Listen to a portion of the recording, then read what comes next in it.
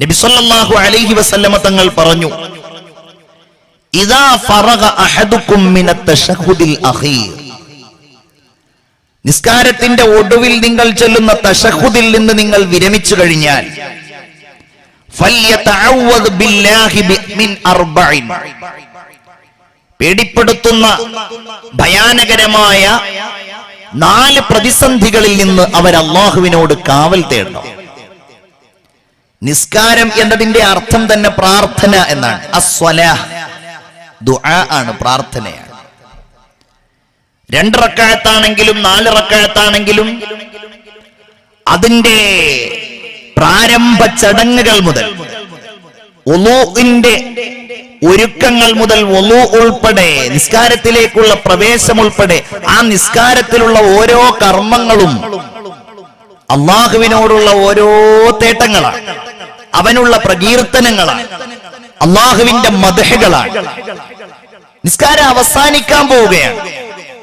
എല്ലാം കഴിഞ്ഞു, അവസാന ഇരുന്നിങ്ങനെ പടച്ചവനെ പ്രകീർത്തിച്ച് അള്ളാഹുവിന്റെ മുമ്പിൽ സർവവും സമർപ്പിച്ച് അത്തഹിയ്യാത്തുൽ മുബാറകാത്ത് എല്ലാം ചൊല്ലിയിട്ട്, സ്വലാത്തും സലാമും ഒക്കെ ചൊല്ലിയിട്ട് സലാം വീട്ടി പിരിയുന്നതിന്റെ തൊട്ടു മുൻപായി ഈ പ്രാർത്ഥന നമ്മൾ ചൊല്ലുന്നുണ്ട്. അതെന്താണ്? ഒന്ന് മിൻ അദാബി ജഹന്നം, നരകത്തിലെ ശിക്ഷയാണ്. വമിൻ അദാബിൽ ഖബർ, രണ്ടാമത്തേത് ഖബറിലുള്ള അദാബാണ്, ഖബറിലുള്ള പ്രതിസന്ധികൾ, പ്രയാസങ്ങൾ, ശിക്ഷകൾ അതിൽ നിന്നാണ്. മൂന്നാമത്തേതോ വമിൻ ഫിത്നത്തിൽ മഹ്യാ വൽ മമാത്, ജീവിതത്തിന്റെയും മരണത്തിന്റെയും കുഴപ്പങ്ങളിൽ നിന്നാണ്. നാലാമത്തേത് വമിൻ ശർരി ഫിത്നത്തിൽ മസീഹിദ് ദജ്ജാൽ, ലോകത്ത് കടന്നു വരാൻ പോകുന്ന ഏറ്റവും അഭിശപ്തനായ, ലോകത്തെ മുഴുവൻ കുഴപ്പത്തിലേക്കും അള്ളാഹുവിനോടുള്ള വിരോധത്തിലേക്കും എത്തിക്കുന്ന മസീഹുദ് ദജ്ജാലിന്റെ കുഴപ്പങ്ങളിൽ നിന്നാണ് ഓരോ വിശ്വാസിയും അവന്റെ നിസ്കാരത്തിനൊടുവിൽ കാവൽ തേടുന്നത്.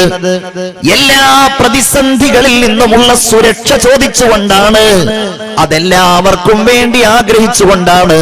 അഥവാ അസ്സലാമു അലൈക്കും വറഹ്മത്തുള്ളാഹി വബറകാതുഹു, എല്ലാവരുടെ മേലിലും സമാധാനം തേടിക്കൊണ്ടാണ് ഒരു വിശ്വാസി നിസ്കാരത്തിൽ നിന്ന് വിരമിക്കുന്നത്. നമ്മളെല്ലാവരും ഇത് ചെയ്യുന്നവരാണ്. പക്ഷേ ഞാൻ ചോദിക്കട്ടെ, മനസ്സിന്റെ ഉള്ളിൽ നിന്ന്, ഹൃദയത്തിന്റെ അടിത്തട്ട് സ്പർശിച്ച രീതിയിലുള്ള ഒരു ചോദ്യം, ഒരു പ്രാർത്ഥന, ഈ പറഞ്ഞ കാര്യങ്ങളിൽ നിന്നുമുള്ള കാവൽ തേട്ടമായി നാം അള്ളാഹുവിന്റെ മുമ്പിൽ സമർപ്പിക്കാറുണ്ടോ? ഉണ്ടെങ്കിൽ നമ്മുടെ ജീവിതം ഇങ്ങനെയാവില്ലല്ലോ. ഗൗരവത്തോടെ നമ്മൾ മനസ്സിലാക്കേണ്ട കാര്യമാണ്. ഖബർ എന്ന് പറഞ്ഞാൽ പൊതുവിൽ നാം അതിനെക്കുറിച്ച് മനസ്സിലാക്കിയിരിക്കുന്നത് മണ്ണിൽ നമുക്ക് വേണ്ടി സൃഷ്ടിക്കപ്പെടുന്ന, മരണാനന്തരം സൃഷ്ടിക്കപ്പെടുന്ന ആ കുഴിമാടം എന്നുള്ളതാണ്. പൊതുവിൽ അതായതുകൊണ്ടാണ് ഖബറിനെ കുറിച്ച് നമ്മൾ ആ രീതിയിൽ വിലയിരുത്തപ്പെടുന്നത്. അതല്ലാത്ത എത്രയോ ഖബറുകൾ, മനുഷ്യന്റെ മരണാനന്തരമുള്ള അവസ്ഥകൾ ഉണ്ടാവാറുണ്ട് എന്നത് നമുക്കെല്ലാവർക്കും അറിയാം. ചില ആളുകൾ മരണപ്പെട്ടു കഴിഞ്ഞാൽ അവരുടെ ശരീരം കത്തിക്കൽ പതിവുണ്ട്. അതിന്റെ എല്ലുകളും അവശിഷ്ടങ്ങളും അവർ കൊണ്ടുപോയി നിമജ്ജനം ചെയ്യും നദികളിൽ. ചില ആളുകൾ അവരുടെ ശരീരം പ്രത്യേകമായി സൂക്ഷിക്കാറുണ്ട്. ക്രയോജനിക്സ് എന്ന് പറയുന്ന ഒരു രീതിയെക്കുറിച്ച് ഒരുപക്ഷെ നിങ്ങൾ ഈ അടുത്ത് മീഡിയകളിൽ വായിച്ചിട്ടുണ്ടാകും. ചില ആളുകൾ മരിച്ചു കഴിഞ്ഞാൽ അവരുടെ അനന്തരഗാമികൾ ആ ശരീരത്തെ ചെയ്യേണ്ട ചില കാര്യങ്ങളെ സംബന്ധിച്ച് വസിയ്യത്ത് എഴുതി വെക്കാറുണ്ട്. പ്രത്യേകിച്ച് ധനാഢ്യരായ ആളുകൾ കോടിക്കണക്കിന് രൂപ ചെലവഴിച്ചാൽ അവരുടെ ശരീരം ക്രയോജനിക്സിന് വിധേയമാക്കപ്പെടും. അഥവാ സാധാരണ വെള്ളം ഫ്രീസാവുന്ന, അത് തണുത്തുറയുന്ന ഒരവസ്ഥയുണ്ട്. 100 ഡിഗ്രി സെൽഷ്യസ് ചൂടാവുക, അതല്ലെങ്കിൽ അതിന്റെ പിന്നോട്ട് ഇങ്ങോട്ട് വന്നു കഴിഞ്ഞിട്ടുണ്ടെങ്കിൽ വെള്ളം ഐസായി മാറി. അതിന്റെയും താഴെ ഏറ്റവും ശക്തമായ രീതിയിൽ തണുപ്പ് ശരീരത്തിലേക്ക് സന്നിവേശിപ്പിച്ച് മരണപ്പെട്ടു കഴിഞ്ഞാൽ ശരീരത്തിലുണ്ടാകുന്ന ഭൗതികമായിരിക്കുന്ന മാറ്റങ്ങളെ ഇല്ലാതെയാക്കുവാനുള്ള ലായനികളും മറ്റു ചേരുവകളും ശരീരത്തിലേക്ക് പ്രവേശിപ്പിച്ച് ശരീരം ഒരു കേടുപാടും കൂടാതെ സൂക്ഷിക്കുന്ന സമ്പ്രദായമാണ് ക്രയോജനിക്സ് എന്നറിയപ്പെടുന്നത്. നൂറുകണക്കിന് ആളുകൾ തങ്ങളുടെ ശരീരത്തെ ക്രയോജനിക്സിന് വിധേയമാക്കിയിട്ടുണ്ട്. ഏതാനും മാസങ്ങൾക്ക് മുമ്പ് ക്യാൻസർ ബാധിച്ച് വേദനിച്ച് ജീവിച്ച് മരിച്ചുപോയ ഒരു പെൺകുട്ടി ആ മരണത്തിന്റെ തൊട്ടു മുൻപ് എന്റെ ശരീരം ക്രയോജനിക്സിന് വിധേയമാക്കി സൂക്ഷിക്കണം എന്ന് ഏറ്റവും പ്രധാനപ്പെട്ട ആളുകളോട് പറഞ്ഞ് അത് ഏറ്റെടുത്ത ഒരു വാർത്ത പത്രങ്ങളിൽ നമ്മൾ കണ്ടിരുന്നു. എന്താണ് ഇതിന്റെ ലക്ഷ്യം എന്നുള്ളതാണ് കൗതുകകരം. എന്താ ലക്ഷ്യം? എന്നെങ്കിലും ശാസ്ത്രം രണ്ടാമത് ഈ മരിച്ചുപോയ മനുഷ്യനിലേക്ക് ജീവൻ നൽകാൻ കഴിയും എന്ന് കണ്ടെത്തി കഴിഞ്ഞാൽ ഞങ്ങളുടെ ശരീരം ഇവിടെയുണ്ടല്ലോ, ആ ശരീരത്തിലേക്ക് ഇനി ജീവൻ സന്നിവേശിപ്പിക്കപ്പെടണം. ഭൗതികതയുടെ ഈ പ്രമത്തത, ഐഹിക ലോകത്തിന്റെ ഈ സുഖാഡംബരങ്ങൾ അനുഭവിച്ചു മതിയാകാത്ത ഞങ്ങൾക്കിനിയും അത് അനുഭവിക്കണം. അള്ളാഹുവിനെ വെല്ലുവിളിച്ചുകൊണ്ട് അവന്റെ വിധികളെ പുച്ഛിച്ചുകൊണ്ട് ശരീരത്തെ ക്രയോജനിക്സിന് വിധേയമാക്കി സൂക്ഷിക്കുന്ന ആളുകൾ അവരുടെ ശരീരം മണ്ണോട് ചേരുന്നില്ലല്ലോ, അവരുടെ ഖബർ എവിടെയാണ്? കൊടുങ്ങല്ലൂരിനടുത്ത് കാതിയാളം എന്ന് പറയുന്ന സ്ഥലത്ത് തൊട്ടടുക്കലുള്ള പ്രദേശത്ത് സ്കൂളിൽ ഹെഡ് മാസ്റ്ററായി വിരമിച്ച സൈമൺ എന്ന് പറയുന്ന ഒരു മനുഷ്യനുണ്ടായിരുന്നു. അദ്ദേഹം ഇസ്ലാമിലേക്ക് കടന്നു വന്നു. സൈമൺ മാസ്റ്റർ മുസ്ലിമായതിനു ശേഷം ഇസ്ലാമിനെ കുറിച്ചും അദ്ദേഹം മുൻപുണ്ടായിരുന്ന ക്രിസ്തു മതത്തെ സംബന്ധിച്ചും ഖുർആനിന്റെയും ബൈബിളിന്റെയും അടിസ്ഥാനത്തിൽ പഠനങ്ങളും പ്രഭാഷണങ്ങളും നടത്തുകയും അതിനെക്കുറിച്ച് അദ്ദേഹം ഗ്രന്ഥങ്ങൾ രചിക്കുകയും വരെ ചെയ്തു. മുഹമ്മദ് എന്ന അദ്ദേഹം പേര് സ്വീകരിച്ചു. സൈമൺ മാസ്റ്റർ ഹജ്ജ് ചെയ്തു, മുഹമ്മദ് ഹാജിയായി. അദ്ദേഹം കാതിയാളം എന്ന് പറയുന്ന കൊടുങ്ങല്ലൂരിനടുത്തുള്ള ഒരു മഹല്ലിൽ അംഗത്വമെടുത്തു. അദ്ദേഹം ആ മഹല്ലുകാരോട് പറഞ്ഞിരുന്നു, ഞാൻ മരിച്ചാൽ എന്നെ നിങ്ങൾ ഈ മഹല്ലിൽ തന്നെ മറമാടണം, ഈ ഖബർസ്ഥാനിൽ തന്നെ എന്നെ മറമാടണം, കാരണം ഞാൻ ഈ മഹല്ലിലെ അംഗമാണ്. ഇസ്ലാമിക പ്രവർത്തനങ്ങളിലും പ്രബോധനങ്ങളിലും അദ്ദേഹം സജീവമായി ഇടപെട്ടിരുന്നു. ഏതാനും ദിവസങ്ങൾക്ക് മുമ്പ് സൈമൺ മാസ്റ്റർ മരിച്ചു, മുഹമ്മദ് ഹാജി മരിച്ചു. രോഗിയായി കിടക്കുന്ന അദ്ദേഹത്തിന്റെ അബോധാവസ്ഥയെ, നിസ്സഹായാവസ്ഥയെ ചിലർ ചൂഷണം ചെയ്തു. രാജ്യത്തിന്റെ നീതിബോധത്തോടും നന്മയോടും ഒരിക്കലും യോജിക്കാത്ത രീതിയിൽ പാവപ്പെട്ട ആ മനുഷ്യന്റെ കൈവിരലടയാളം അവർ സ്വന്തം ശരീരത്തെ മെഡിക്കൽ വിദ്യാർത്ഥികൾക്ക് ദാനം ചെയ്യുന്നു എന്ന് പറഞ്ഞുകൊണ്ടുള്ള ഒരു സമ്മതപത്രത്തിൽ പതിപ്പിക്കുകയുണ്ടായി. സൈമൺ മാസ്റ്ററുടെ ശരീരം ഇന്ന് കോട്ടയം മെഡിക്കൽ കോളേജിലെ വിദ്യാർത്ഥികൾക്ക് പഠിക്കാൻ വേണ്ടി നൽകിയിരിക്കുകയാണ്.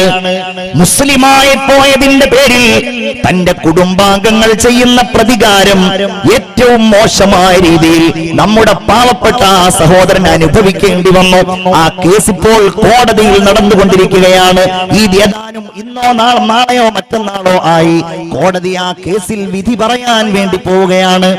സൈമൺ മാസ്റ്ററുടെ നിസ്സഹായാവസ്ഥയെ ചൂഷണം ചെയ്ത് വ്യാജമായി പലരും എഴുതിയുണ്ടാക്കിയ ആ സമ്മതപത്രത്തിലാണ് അദ്ദേഹം കയ്യൊപ്പിട്ടിട്ടുള്ളത്.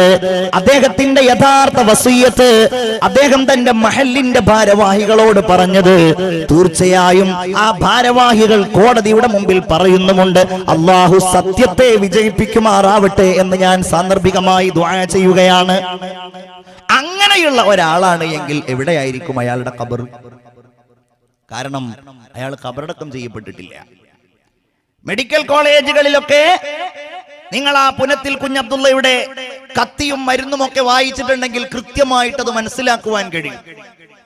അദ്ദേഹം മെഡിക്കൽ വിദ്യാർത്ഥികൾ മൃതശരീരങ്ങളെ പഠിക്കുന്നതിന്റെ വളരെ മനോഹരമായ രൂപങ്ങൾ പറഞ്ഞിട്ടുണ്ട്. അവരൊക്കെ എവിടെയാണ് ഖബറടക്കം ചെയ്യപ്പെട്ടിട്ടുള്ളത്? ഈജിപ്തിൽ പോയാൽ, കൈറോയിൽ പോയാൽ അവിടെയുള്ള നാഷണൽ മ്യൂസിയത്തിൽ 3000-4000 കൊല്ലങ്ങൾക്ക് മുമ്പ് മരണപ്പെട്ടു പോയ ആളുകളുടെ മൃതശരീരങ്ങൾ, ഫറോവമാരുടെ മൃതശരീരങ്ങൾ ഇങ്ങനെ ചില്ലുകൂട്ടിൽ സൂക്ഷിച്ചതായി കാണുവാൻ കഴിയും. അതിലേറ്റവും ശ്രദ്ധേയമായിരിക്കുന്ന രാംസിസ് രണ്ടാമന്റെ മൃതദേഹം ലോകത്തിന്റെ മുമ്പിൽ ഇങ്ങനെ തുറക്കപ്പെട്ട രീതിയിൽ എല്ലാവർക്കും കാണാൻ കഴിയുന്ന രീതിയിൽ പ്രദർശിപ്പിക്കപ്പെട്ടിട്ടുണ്ട്. അവരുടെ ഖബർ എവിടെയാണ്? ഇനി നിങ്ങൾ അങ്ങ് ഖിയാസ് ചെയ്താൽ മതി, നിങ്ങൾ അതിനോട് അങ്ങ് താരതമ്യം ചെയ്താൽ മതി. ഇവരൊക്കെ ഈ ഖബറിലുള്ള ഈ പറയുന്ന രക്ഷയാണെങ്കിൽ, അത് ശിക്ഷയാണെങ്കിൽ അത് അനുഭവിക്കും. അല്ലാഹു തമ്പുരാൻ അതിന്റെ അനുഭവങ്ങൾ അവരെവിടെയാണോ ഉള്ളത്, ഒരു പക്ഷേ അന്തരീക്ഷത്തിൽ അവരങ്ങ് ധൂളിയായി പോയി, അതല്ലെങ്കിൽ ഏതെങ്കിലും മൃഗം അവരെ പിടിച്ച് കഴിച്ചു. പഴയ കാലത്ത് ഹജ്ജിന് പോകുമ്പോൾ കപ്പലിൽ വെച്ച് മരണപ്പെട്ട് കഴിഞ്ഞാൽ വലിയ പാറക്കല്ലുകൾ ആ ശരീരത്തിൽ കെട്ടിയിട്ട് താഴ്ത്തുന്ന അവസ്ഥകൾ ഉണ്ടായിരുന്നു. അവരുടെ അവസാനം, അവരുടെ ശരീരം സമുദ്രത്തിനടിയിലായിരിക്കും ഉണ്ടാവുക. എവിടെയാണോ അവരുടെ ആ അന്ത്യശരീരമുള്ളത്, മരണാനന്തരം ശരീരത്തിന്റെ അംശങ്ങൾ എവിടെയാണോ ഉള്ളത്, അവിടങ്ങളിൽ വെച്ച് അല്ലാഹു തആല അവർക്ക് നൽകുന്ന അനുഭവങ്ങളെ ഭൗതിക ലോകത്തിരിക്കുന്ന ഒരാൾക്കും അറിയാനോ അനുഭവിക്കാനോ കഴിയില്ല. അങ്ങനെ ഒരു സാഹചര്യം അല്ലാഹു തആല നൽകിയിട്ടില്ല. ഏതുപോലെ ഇപ്പോൾ നമ്മൾ ഖബറിലെ അദാബിനെ കുറിച്ച് പറയുകയാണ്, അല്ലെങ്കിൽ ഖബറിൽ കിട്ടുന്ന രക്ഷകളെ കുറിച്ച് പറയുകയാണ്. നമ്മൾ ആരെങ്കിലും ഇന്ന് രാത്രിയിൽ നമ്മുടെ നാട്ടിലെ പള്ളിക്കാട്ടിലെ ഖബറിലേക്ക് പോയിട്ട്, ഖബറിടത്തിലേക്ക് പോയി ഒരു ഖബറങ്ങ് തുറന്ന് അതിന്റെ ഉള്ളിൽ എന്താണ് സംഭവിക്കുന്നത് എന്ന് നോക്കിയാൽ ഒന്നും നമുക്ക് കാണാൻ കഴിയാത്തതുപോലെ അല്ലാഹു തആല എവിടെ വെച്ച് ഈ അനുഭവങ്ങൾ നൽകിയാലും അതൊന്നും അറിയാനോ കാണാനോ നമുക്ക് കാണാനോ അനുഭവിക്കാനോ കഴിയില്ല. ഒരു ഹദീസ് നിങ്ങൾ കേട്ടോളൂ. സയ്യിദുനാ മുഹമ്മദ് മുസ്തഫ സല്ലല്ലാഹു അലൈഹി വസല്ലമ തങ്ങൾ പറയുകയാണ്, ഒരു മനുഷ്യൻ മരണപ്പെട്ടിട്ട് ഇദാ വുളിഅത്തിൽ ജനാസ, അവന്റെ ആ മൃതശരീരം ഒരു മയ്യിത്ത് കട്ടിലിൽ വെച്ചിട്ട് ഫഹ്തമലഹർ റിജാലു അലാ അനാഖിഹിം, അതിനെ ഖബറടക്കാൻ വേണ്ടി ആളുകൾ അവരുടെ തോളിൽ ചുമന്ന് കൊണ്ടുപോകുമ്പോൾ നബി തിരുമേനി പറയുകയാണ്, ഫഇൻ കാനത് സ്വാലിഹാ, മുഅ്മിനേ, ഇത് ഓരോരുത്തർക്കുമുള്ള അനുഭവമായിരിക്കും. നമ്മളാരും കാണുകയില്ല ഈ ആത്മീയമായ അവസ്ഥകൾ. കൊണ്ടുപോകുന്നത് കാണുമല്ലോ, ആളുകൾ അത് ചുമക്കുന്നത് കാണുമല്ലോ. ആ മയ്യിത്ത് കട്ടിലിലുള്ളയാള് നല്ല മയ്യിത്താണെങ്കിൽ, ഈമാനുള്ള മയ്യിത്താണെങ്കിൽ, ഇഖ്ലാസുള്ള മയ്യിത്താണെങ്കിൽ, തഖ്വയുള്ള മയ്യിത്താണെങ്കിൽ ആ മയ്യിത്ത് വിളിച്ചു പറയുന്നത് ഖദ്ദിമൂനി ഖദ്ദിമൂനി, എന്നെ നിങ്ങൾ മുന്നോട്ട് കൊണ്ടുപോകൂ, എന്നെ നിങ്ങൾ മുന്നോട്ട് കൊണ്ടുപോകൂ എന്നതാണ്. വഇൻ കാനത് ഗൈറു സ്വാലിഹ, നല്ല മയ്യിത്തല്ല എങ്കിൽ ആ മയ്യിത്ത് വിളിച്ചു പറയുന്നത് യാ വൈലഹാ, എന്റെ നാശമേ. നമ്മൾ ആരെങ്കിലും കേട്ടിട്ടുണ്ടോ? ഇതിലേതെങ്കിലും ഒരു ശബ്ദം നമ്മൾ കേട്ടിട്ടുണ്ടോ? റസൂലുള്ള പറയുകയാണ്, ആ മയ്യിത്ത് വിളിച്ചു പറയുന്നത് വഇൻ കാനത് ഗൈറു സ്വാലിഹ, ഒരു മോശക്കാരിയാണ്, മോശക്കാരനാണ്, ആ മയ്യിത്ത് വിളിച്ചു പറയുന്നത് ഐന തദ്ഹബൂന ബിഹാ, എങ്ങോട്ടാണ് നിങ്ങൾ എന്നെ കൊണ്ടുപോകുന്നത്? ഇനിയാണ് ഞാൻ പറയുന്ന പോയിന്റ്. യസ്മഉ സൗതഹാ കുല്ലു ഷൈഇൻ ഇല്ലൽ ഇൻസാൻ, മനുഷ്യനല്ലാത്ത ജീവജാലങ്ങൾ, മനുഷ്യരല്ലാത്ത ലോകത്തുള്ളവർ, മനുഷ്യന്റേതല്ലാത്ത ലോകത്തുള്ള മാലാഖമാർ, ജിന്നുകൾ, മനുഷ്യരല്ലാത്തവരൊക്കെ ആ ഒരു ശബ്ദം കേൾക്കുമെന്ന് പ്രവാചകർ പറഞ്ഞിട്ട് പറയുകയാണ്, വലൗ സമിഅൽ ഇൻസാനു ലസഇഖാ, മനുഷ്യനെങ്ങാനും അത് കേൾക്കുകയാണ് എങ്കിൽ നിശ്ചയമായും മനുഷ്യൻ അവിടെ ബോധരഹിതനായി വീണു പോകുന്നതാണ്. സയ്യിദുനാ മുഹമ്മദ് മുസ്തഫ സ്വലാത്ത് ചൊല്ലൂ മുഹമ്മദ് മുസ്തഫ. ഇത് ഉറപ്പായ സംഗതിയാണ്. ഖബർ എന്ന് പറയുന്ന ആ അനുഭവം ഹബീബായ റസൂലുള്ളാഹി സ്വല്ലല്ലാഹു അലൈഹി വസല്ലമ തങ്ങൾ ദഖല നഖ്ലൻ ലി നജ്ജാർ, ബനു നജ്ജാർ ഗോത്രത്തിന്റെ ഒരു ഈന്തപ്പന തോട്ടത്തിൽ അവിടുന്ന് കടന്നു. ഫസമിഅ സൗതൻ ഫഫസിഅ, റസൂലുള്ളാഹി എന്തോ ഒരു ഭീകരമായ ശബ്ദം കേട്ടു. അവിടുത്തെ മുഖത്ത് ഭയത്തിന്റെ ഭാവപ്രകടനങ്ങൾ ഉണ്ടായി. അവിടുന്ന് ചോദിച്ചു, ഈ തോട്ടത്തിൽ ആരുടെയെങ്കിലും ഖബറുകളുണ്ടോ? അതേ നബിയേ, നാസുൻ മാതു ഫിൽ ജാഹിലിയ, ജാഹിലിയ കാലത്ത്, അജ്ഞാത കാലത്ത്, ജ്ഞാനമില്ലാത്ത കാലത്ത് മരിച്ചുപോയ ആളുകൾ ഈ ഖബറിന്റെ ഉള്ളിലുണ്ട്. ഹബീബായ റസൂലുള്ളാഹി പറഞ്ഞു, തഅവ്വദു ബില്ലാഹി മിൻ അദാബിന്നാർ വമിൻ ഫിത്നത്തിൽ മസീഹിദ് ദജ്ജാൽ, നിങ്ങൾ നരകശിക്ഷയിൽ നിന്ന് കാവൽ തേടണേ. പ്രവാചകർ പറഞ്ഞു, നിങ്ങൾ പിശാചിന്റെ ദജ്ജാലിന്റെ ഫിത്നയിൽ നിന്നും നിങ്ങൾ കാവൽ തേടണേ. റസൂലേ, എന്തിനാണ് അങ്ങനെ ഞങ്ങൾ കാവൽ തേടുന്നത്? അവിടുന്ന് പറയുകയാണ്, ഇന്നൽ മുഅ്മിന ഇദാ വുളിഅ ഫീ ഖബരി, ഒരു മുഅ്മിനായ മനുഷ്യൻ അവന്റെ ഖബറിൽ വെക്കപ്പെട്ട് കഴിഞ്ഞാൽ അതാഹു മലക്കുൻ, അവന്റെ അടുക്കലേക്ക് ഒരു മലക്ക് വരികയാണ്. ആ മലക്ക് അവനോട് പറയുന്നു, മാ കുന്ത തഅബുദു ഫഇനില്ലാഹു ഹദാ, നീ എന്തിനെയായിരുന്നു ആരാധിച്ചിരുന്നത്? അല്ലാഹു അവനെ നേർമാർഗത്തിലേക്ക് നയിച്ചവനായിരുന്നുവെങ്കിൽ അവൻ പറയുന്നത്, കുന്തു അഅബുദുല്ലാഹ്, ഞാൻ അല്ലാഹുവിനെ ആരാധിച്ചയാളായിരുന്നു. റസൂല് പറയുന്നു, വീണ്ടും മലക്ക് അവനോട് ചോദിക്കുന്നു, മാ കുന്ത തഖൂലു ഫീ ഹാദർ റജുൽ, ഈ മനുഷ്യനെ കുറിച്ച് എന്താണ് നീ പറയുന്നത്? മുഹമ്മദുർ റസൂലിന്റെ രൂപത്തിലേക്ക് ചൂണ്ടിക്കാണിച്ചുകൊണ്ട് പറയും, ഫയഖൂൽ ഹുവ അബ്ദുല്ലാഹി വറസൂലു, അവിടുന്ന് അല്ലാഹുവിന്റെ റസൂലും അല്ലാഹുവിന്റെ അടിമയുമായിരുന്നു. ഇങ്ങനെ ഒന്നുകിൽ അവന് ആ ഖബറിൽ രക്ഷ നൽകുകയും അതല്ലെങ്കിൽ ആ ഖബറിൽ അവന് ശിക്ഷ നൽകുകയും ചെയ്യുമെന്ന് സയ്യിദുനാ വ നബിയുനാ മുഹമ്മദ് മുസ്തഫ സ്വല്ലല്ലാഹു അലൈഹി വസല്ലം. ഖബറിൽ ഈ ഒരു അനുഭവമുണ്ട്. നിങ്ങൾ മനസ്സിലാക്കണം, എവിടെയാണോ മരണാനന്തരമുള്ളത് അവിടങ്ങളിലുണ്ട്. ബിസ്മില്ലാഹിർ റഹ്മാനിർ റഹീം. فوقاه الله سيئات ما مكروا وحاق بآل فرعون سوء العذاب. കലീമുല്ലാഹി മൂസ അലൈഹിസ്സലാമിനെ അവരുടെ സകലമാന വഞ്ചനയിൽ നിന്നും അല്ലാഹു കാക്കുകയും ഫിർഔനിനെയും അവന്റെ കക്ഷികളെയും ഏറ്റവും മോശമായ രീതിയിൽ അല്ലാഹു തആല ശിക്ഷിക്കുകയും ചെയ്തു. മരണാനന്തരം അവരനുഭവിക്കുന്ന ജീവിതം എങ്ങനെയാണ്? അഥവാ അവരുടെ ഖബറുകളിൽ, അവർ കടലിനടിയിലാണെങ്കിൽ അങ്ങനെ, അവർ നേരത്തെ പറഞ്ഞതുപോലെ ചില്ലിന്റെ കൂട്ടിലാണെങ്കിൽ അങ്ങനെ, അന്നാറു യുറളൂന അലൈഹാ ഉദുവൻ വഅശിയ്യാ, ഓരോ പ്രഭാതത്തിലും പ്രദോഷത്തിലും ഫറോവയ്ക്കും അവന്റെ ആളുകൾക്കും നരകം ഇങ്ങനെ വെളിവാക്കപ്പെടുന്നുണ്ട് എന്ന് പരിശുദ്ധ ഖുർആൻ, അല്ലാഹു തമ്പുരാൻ ഖുർആനിലൂടെ നമ്മോട് പറയുകയാണ്.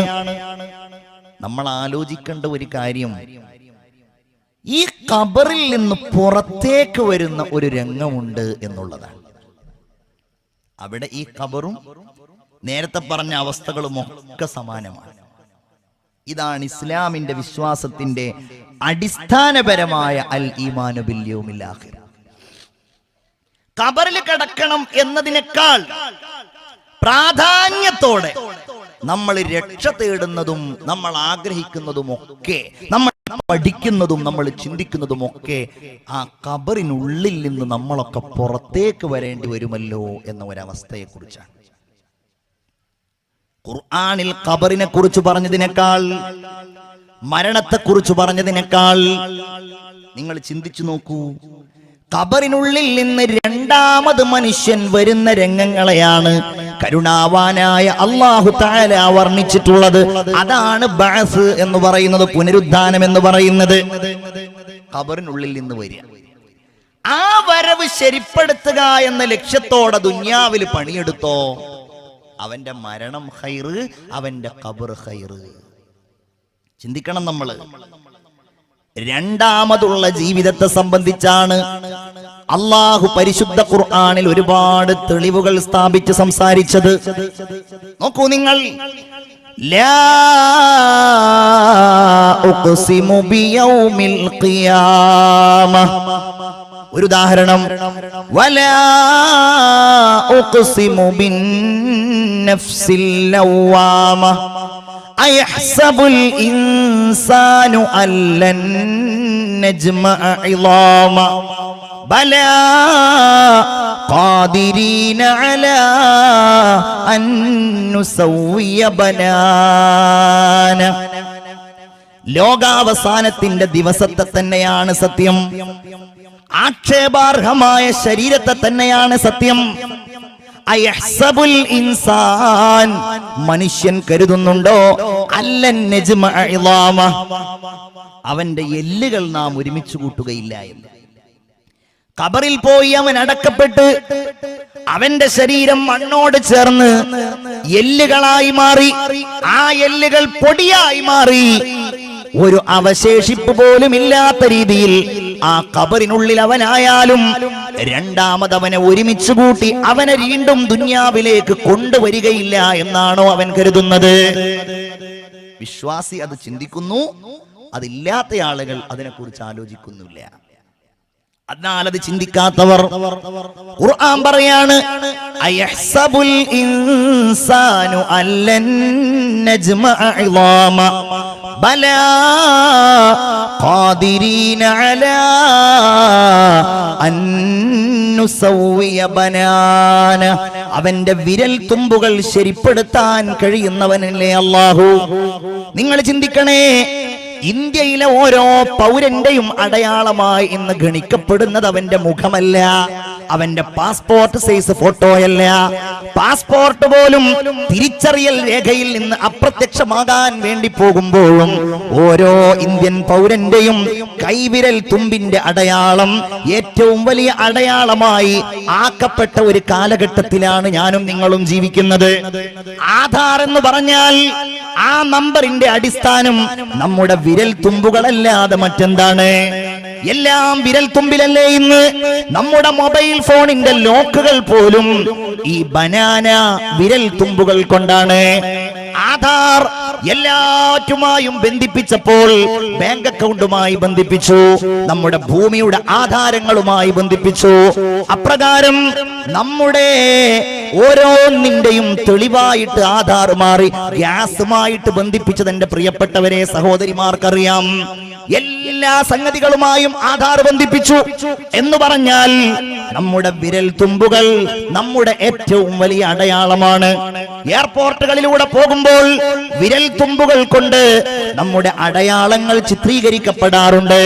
പാസ്പോർട്ട് എടുക്കാൻ പോയാൽ വിരൽ തുമ്പുകൾ അവിടെയുള്ള അടയാളങ്ങളാണ്. നിങ്ങളുടെയൊക്കെ വീടുകളുടെ ഒരുപാട് കാലങ്ങൾക്ക് മുമ്പുള്ള ആധാരങ്ങൾ നിങ്ങളുടെ കയ്യിലുണ്ടെങ്കിൽ ആ ആധാരങ്ങൾ നിങ്ങളൊന്ന് പരിശോധിച്ചു നോക്കൂ. ആ ആധാരങ്ങളിൽ കാണാം എത്രയോ കൊല്ലങ്ങൾക്ക് മുമ്പ് മരണപ്പെട്ടു പോയ ആളുകൾ അവരുടെ കൈവിരൽ അടയാളങ്ങൾ ഇവിടെ അവശേഷിപ്പിച്ച് അവർ ലോകത്തോട് വിട പറഞ്ഞിട്ടുണ്ടാകും. എത്ര വലിയ അത്ഭുതമാണത്! ആരാണതിന്റെ പിന്നിലുള്ള ശക്തി? കുറ്റാന്വേഷണങ്ങളിൽ ജേക്കബ് തോമസിനെ പോലെയുള്ള കുറ്റാന്വേഷകന്മാർ വിരൽ തുമ്പിന്റെ അത്ഭുതങ്ങളെ കുറിച്ച് വാത്തോരാതെ എഴുതിയത് ഞാൻ വായിച്ചിട്ടുണ്ട്, പറയുന്നത് ഞാൻ കേട്ടിട്ടുണ്ട്. മുസ്ലിമായ ഒരു മഹാനായ പണ്ഡിതനാണ് വിരൽ തുമ്പെന്നത് ഏറ്റവും വലിയ അടയാളമാണെന്ന് ഈ ലോകത്തിന്റെ മുമ്പിൽ ആദ്യമായി വിളംബരം ചെയ്തത്. ഇങ്ങനെ ലോകത്തുള്ള ഓരോ മനുഷ്യർക്കും വ്യത്യസ്തങ്ങളായ വിരൽ തുമ്പുകൾ സൃഷ്ടിക്കാൻ കഴിഞ്ഞ അല്ലാഹു തആല ബലാ യഹ്സബുൽ ഇൻസാൻ അല്ലൻ നജ്മഅ ഇളാമ, ആ അല്ലാഹുവിന് രണ്ടാമത് ഇവന്റെ എല്ലുകളെ ഒരുമിച്ച് കൂട്ടി അവനെ ഖബറിൽ നിന്ന് പുറത്തേക്ക് വന്ന് മറ്റൊരു ജീവിതത്തിലേക്ക് അവനെ കൊണ്ടുവരാൻ കഴിയില്ല എന്നവൻ വിചാരിക്കുന്നുണ്ടോ? വല്ലാത്തൊരു വരവായിരിക്കും അത്. ഇനി ഞാൻ ആ ഭാഗങ്ങൾ ഓതാൻ സമയമില്ലാത്തത് കൊണ്ടാണ്, എത്ര ആയത്തുകളാണ് അല്ലാഹു തആല അതിങ്ങനെ പറഞ്ഞിട്ടുള്ളത്. വല്ലാത്തൊരു രംഗം. ഖബറുകൾ നിങ്ങളൊന്നിങ്ങനെ മനസ്സിൽ കാണുക. നിങ്ങളുടെ ചുറ്റുപാടുകളിലുമുള്ള ഖബറുകൾ വേളത്തെ പള്ളിക്കാട്ടിലെ ഖബറുണ്ടെങ്കിൽ, നിങ്ങളുടെ ഈ പെരുവയലിൽ ഖബറുണ്ടെങ്കിൽ, നിങ്ങളൊന്ന് ചിന്തിച്ചു നോക്കുക. ആ ഖബർസ്ഥാനിലെ മീസാൻ കല്ലുകൾ ആരുടെയൊക്കെ മുകളിൽ ഉയർത്തപ്പെട്ടതാണ്? 980 മരിച്ച ഉപ്പയുണ്ട്, 2012 മരിച്ച ഉമ്മയുണ്ട്, 2016 മരിച്ച ഭാര്യയുണ്ട്, 2019 മരിച്ച നിങ്ങളുണ്ട്. ഓരോ കൊല്ലങ്ങളിലായി മരണപ്പെട്ടു പോയവർ, ഓരോ കാലങ്ങളിലായി ലോകത്തോട് വിട പറഞ്ഞു പോയവർ എല്ലാവരും ഒരേ ഖബർസ്ഥാനിലുണ്ട്. ഇനി നോക്കൂ നിങ്ങൾ, വനുഫിഖ ഫിസ്സൂർ ഫഇദാ ഹും മിനൽ അജ്ദാസി ഇലാ റബ്ബിഹിം യൻസിലൂൻ. യാസീൻ ഓതുന്നവരെ, വനുഫിഖ ഫിസ്സൂർ, സൂർ എന്ന കാഹളത്തിൽ ഊതപ്പെടുകയാണ്. ഫഇദാ ഹും മിനൽ അജ്ദാസി, ഓരോരുത്തരും അതാ അവരുടെ കുഴിമാടങ്ങളിൽ നിന്ന് ഇലാ റബ്ബിഹിം യൻസിലൂൻ, അവരുടെ റബ്ബിലേക്ക് ധൃതിപ്പെട്ടു വരികയാണ്. പൊന്നുമോനെ, രക്ഷപ്പെടാൻ കഴിയില്ല. ഉമ്മമാരെ, എനിക്ക് വരാൻ കഴിയില്ല എന്ന് പറയാൻ കഴിയില്ല. നിങ്ങൾ യാസീൻ ഓതുന്നവരാണെങ്കിൽ അർത്ഥമറിയാതെ എത്രയോ ദിവസങ്ങളിൽ ഓതിയിട്ടില്ലേ? ഇതാണ് ഇതിന്റെ അർത്ഥമെന്ന് നിങ്ങൾ ചിന്തിക്കണേ. ഹബീബായ റസൂലുള്ള പറയുകയാണ്, ആ സമയത്ത് ഓരോരുത്തരുടെയും അവസ്ഥ ഹുഫാതൻ ഉറാതൻ ഗുർലാ, ശരീരത്തിൽ വസ്ത്രമുണ്ടാവുകയില്ല, അവർ മാർഗം കഴിക്കപ്പെട്ടവരാവുകയില്ല. അപ്രകാരം അവരുടെ ശരീരത്തിൽ വസ്ത്രമുണ്ടാവുകയില്ല, കാലിൽ ചെരുപ്പുണ്ടാവുകയില്ല. മണ്ണിൽ നിന്ന് എഴുന്നേറ്റ് അവരുടെ ശരീരത്തിലുള്ള പൊടികളെയും മണ്ണിനെയും അവരൊക്കെ ഇങ്ങനെ തട്ടുമെന്നാണ് മുഹമ്മദ് മുസ്തഫ സല്ലല്ലാഹു അലൈഹി വസല്ലം പറഞ്ഞത്. അൽ ഖാരിയ, ഭയാനകമായ സംഭവം. മൽ ഖാരിയ, അതെന്താണ് ആ ഭയാനകമായ സംഭവം? വമാ അദ്റാക മൽ ഖാരിയ, എന്താണതെന്ന് നിങ്ങൾക്കറിയുമോ? അൽ ഖാരിയതു മൽ ഖാരിയ വമാ അദ്റാക മൽ ഖാരിയ. അല്ലാഹു പറയുന്നു, അത് നിങ്ങൾക്ക് ഞാൻ പറഞ്ഞു തരാം. യൗമ യകൂനുൻ നാസു കൽ ഫറാശിൽ മബ്സൂസ്, ഇളകിപ്പറക്കുന്ന ഈയാമ്പാറ്റകളെ പോലെ ഖബറിൽ നിന്ന് മനുഷ്യന്മാരിങ്ങനെ പുറത്തേക്ക് വരുന്ന ഒരു രംഗാണത്. അതാണ് ആ ഭയാനകമായ സംഭവം. കഴിഞ്ഞിട്ടില്ല ജീവിതം, അവസാനിച്ചിട്ടില്ല ജീവിതം. ആ വരവ് വല്ലാത്തൊരു വരവാണ്. ഖാശിഅതൻ അബ്സാറുഹും തർഹഖുഹും ദില്ല. പടച്ചോനെ, ഞങ്ങൾക്ക് നീ രക്ഷയേകണേ അല്ലാഹ്. ഇതൊക്കെ ഹൃദയത്തിലേക്ക് അങ്ങ് ചേർക്ക്. അല്ല പറയാണ്, അവരുടെ കണ്ണുകളിൽ ഭയമുണ്ടാകും, അവരെ ഇങ്ങനെ നിന്യത മൂടും. ലാലികൽ യൗമുല്ലദീ കാനൂ യുഅദൂൻ, അവർക്ക് താക്കീത് ചെയ്യപ്പെട്ടിരുന്ന ദിവസമാകുന്നു അത്.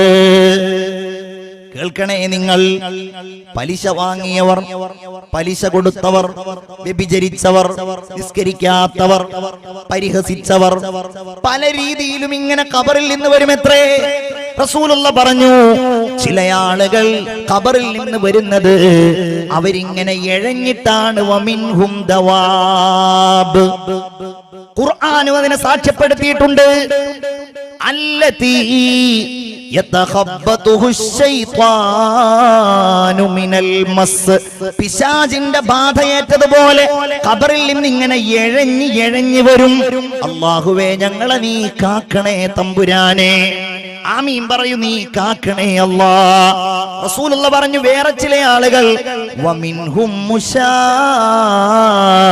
അവരിൽ ചില ആളുകൾ നടന്നിട്ടാണ് ഖബറിൽ നിന്ന് വരിക. വീണ്ടും പറഞ്ഞു, ചില ആളുകൾ വമിൻഹും മയ്യംശൂന അലാ വുജൂഹിഹിം, കാലുകൾ മുകളിലേക്കാക്കി അവരുടെ മുഖം താഴെ കുത്തിയിട്ട് ഇങ്ങനെ നടക്കുന്നവരുണ്ടാകും.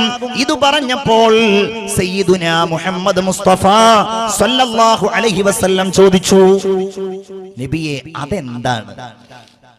എഴഞ്ഞു പോവാന്ന് പറഞ്ഞാൽ മനസ്സിലായി, നടന്നു പോവാന്ന് പറഞ്ഞാൽ മനസ്സിലായി, എങ്ങനെയാണ് മുഖം കുത്തി പോവുക? നടക്കുക നബിയെ? അതെ, ഇന്നല്ലദീ അംശാഹും അലാ വുജൂഹിഹിം, ഏതൊരു റബ്ബാണോ അലാ അഖ്ദാമിഹിം, ഏതൊരു റബ്ബാണോ രണ്ട് കാലിന്റെ മുകളിൽ അവരെ നടത്തിയത്, ആ അല്ലാഹ് ഖാദിറുൻ അലാ വുജൂഹിഹിം, അവരുടെ മുഖത്തിന്റെ മേൽ നടത്താൻ കഴിയുന്നവനാണെന്ന് അല്ലാഹു പരിശുദ്ധ ഖുർആനിലൂടെ പറയുകയാണ്. അബ്ബേ അല്ലാഹുവേ ഞങ്ങളെ കാക്കണേ അല്ലാ, ഞങ്ങൾക്ക് സമാധാനം തരണേ അല്ലാ. അതാണ് ഞാൻ പറഞ്ഞത്, ഖബറിൽ കിടക്കുക എന്നുള്ളതിനേക്കാളും വലുതായി ഖുർആൻ പറഞ്ഞിട്ടുള്ളത് ഖബറിന്റെ ഉള്ളിൽ നിന്ന് വരിക എന്നുള്ളതാണ്. അവിടെ സലാമത്തായ രക്ഷപ്പെട്ടു. قالوا يا ويلنا من بعثنا من مرقدنا, ഒരു വിഭാഗം ആളുകൾ വിളിച്ചു പറയുന്നതാണ്. ഖബറിലുള്ള ശിക്ഷകൾ അവർ മറന്നുപോകും. ഖിയാമത്ത് നാൾ കാണുമ്പോൾ അവര് പറയുന്നത് യാ വൈലന, ഞങ്ങളുടെ നാശമേ, മൻ ബഅസന, ആരാണ് ഞങ്ങളെ പുനരുജ്ജീവിപ്പിച്ചത്, മിൻ മർഖദിന, ഞങ്ങളുടെ ഈ ഖബറിന്റെ ഉള്ളിൽ നിന്ന്, ഞങ്ങളുടെ ഉറക്കറയിൽ നിന്ന് ആരാണ് ഞങ്ങളെ പുനരുജ്ജീവിപ്പിച്ചത്? നല്ലവരുണ്ടാകും, നമ്മൾ ആഗ്രഹിക്കുന്ന, ആവാൻ ആഗ്രഹിക്കുന്ന ആ വിഭാഗം. അവര് പറയും ഹാദാ മാ വഅദർ റഹ്മാനു വസദഖൽ മുർസലൂൻ. ഇങ്ങനെ ഒരു സംഗതി ഉണ്ടാവും എന്നാണ് അല്ലാഹു നമ്മളോട് പറഞ്ഞത്.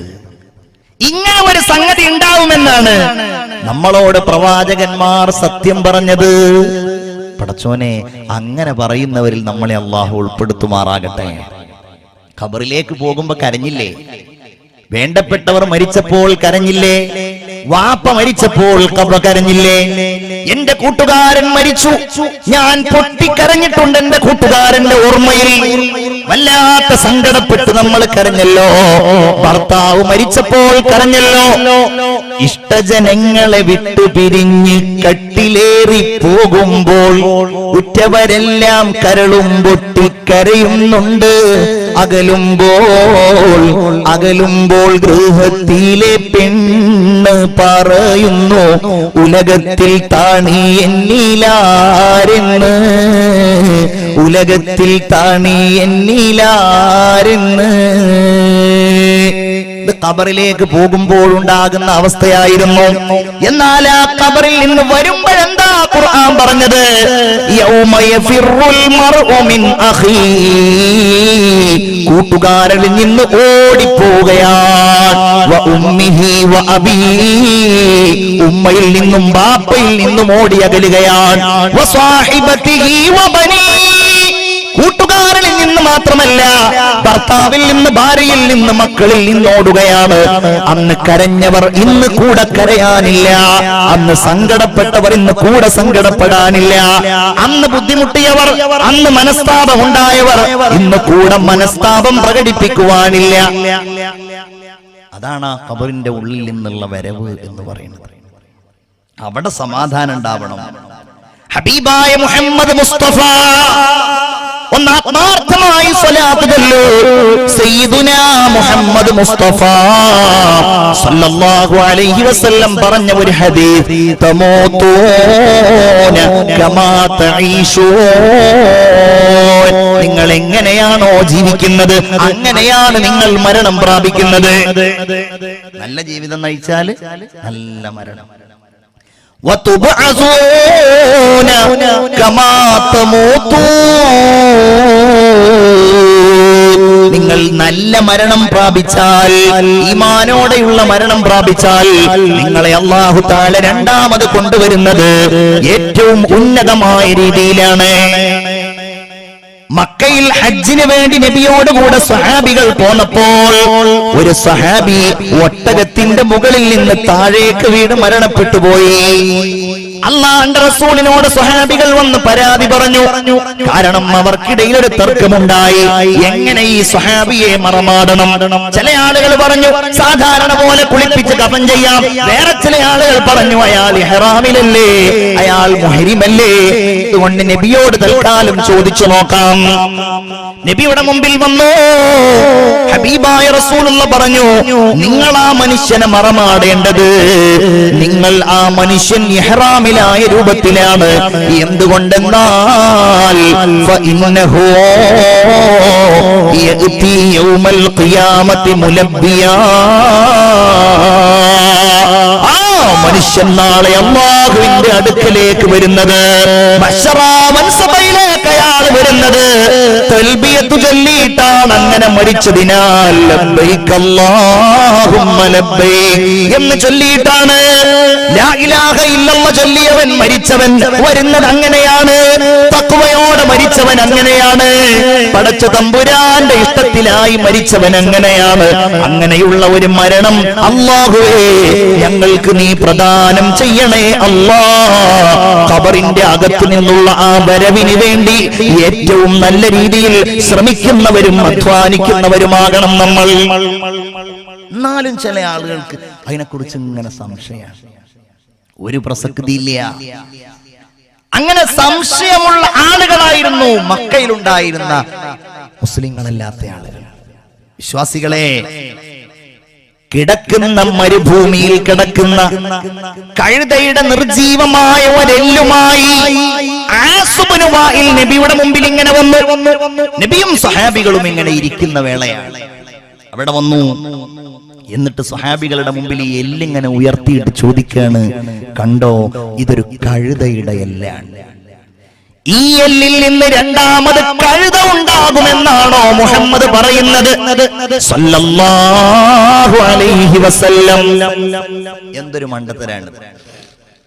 ഇനി രണ്ടാമത് മനുഷ്യന്മാരെന്ന് പറഞ്ഞിട്ടുണ്ടെങ്കിൽ ദുനിയാവിൽ ജീവിക്കുക, അത് കഴിഞ്ഞാ പിന്നെ അങ്ങ് മണ്ണിലേക്ക് ചേരുക. അതിലപ്പുറം ഇനി ഖബറിലൊരു ജീവിതം, മറ്റത് മറിച്ചത്, അത് കഴിഞ്ഞാൽ രണ്ടാമതൊന്ന് അങ്ങനെ ഇല്ല. എന്തൊരു മണ്ടത്തരാണ്. ഇത് പറഞ്ഞപ്പോഴാണ് അല്ലാഹു മറുപടി പറഞ്ഞത്, ബിസ്മില്ലാഹിർ റഹ്മാനിർ റഹീം. وضرب لنا مثلا ونسي خلقه قال من يحيي العظام وهي رميم. അവൻ ഉദാഹരണം പറയുകയാണ്. അവൻ ഇതാ കഴുതയുടെ എല്ല് ഉദാഹരണമായി കൊണ്ടുവരികയാണ്. എന്നിട്ടോ അവനവൻ എങ്ങനെയാണ് ഉണ്ടായത് എന്ന് മറന്നിരിക്കുകയാണ്. അവൻ ചോദിക്കുന്നത്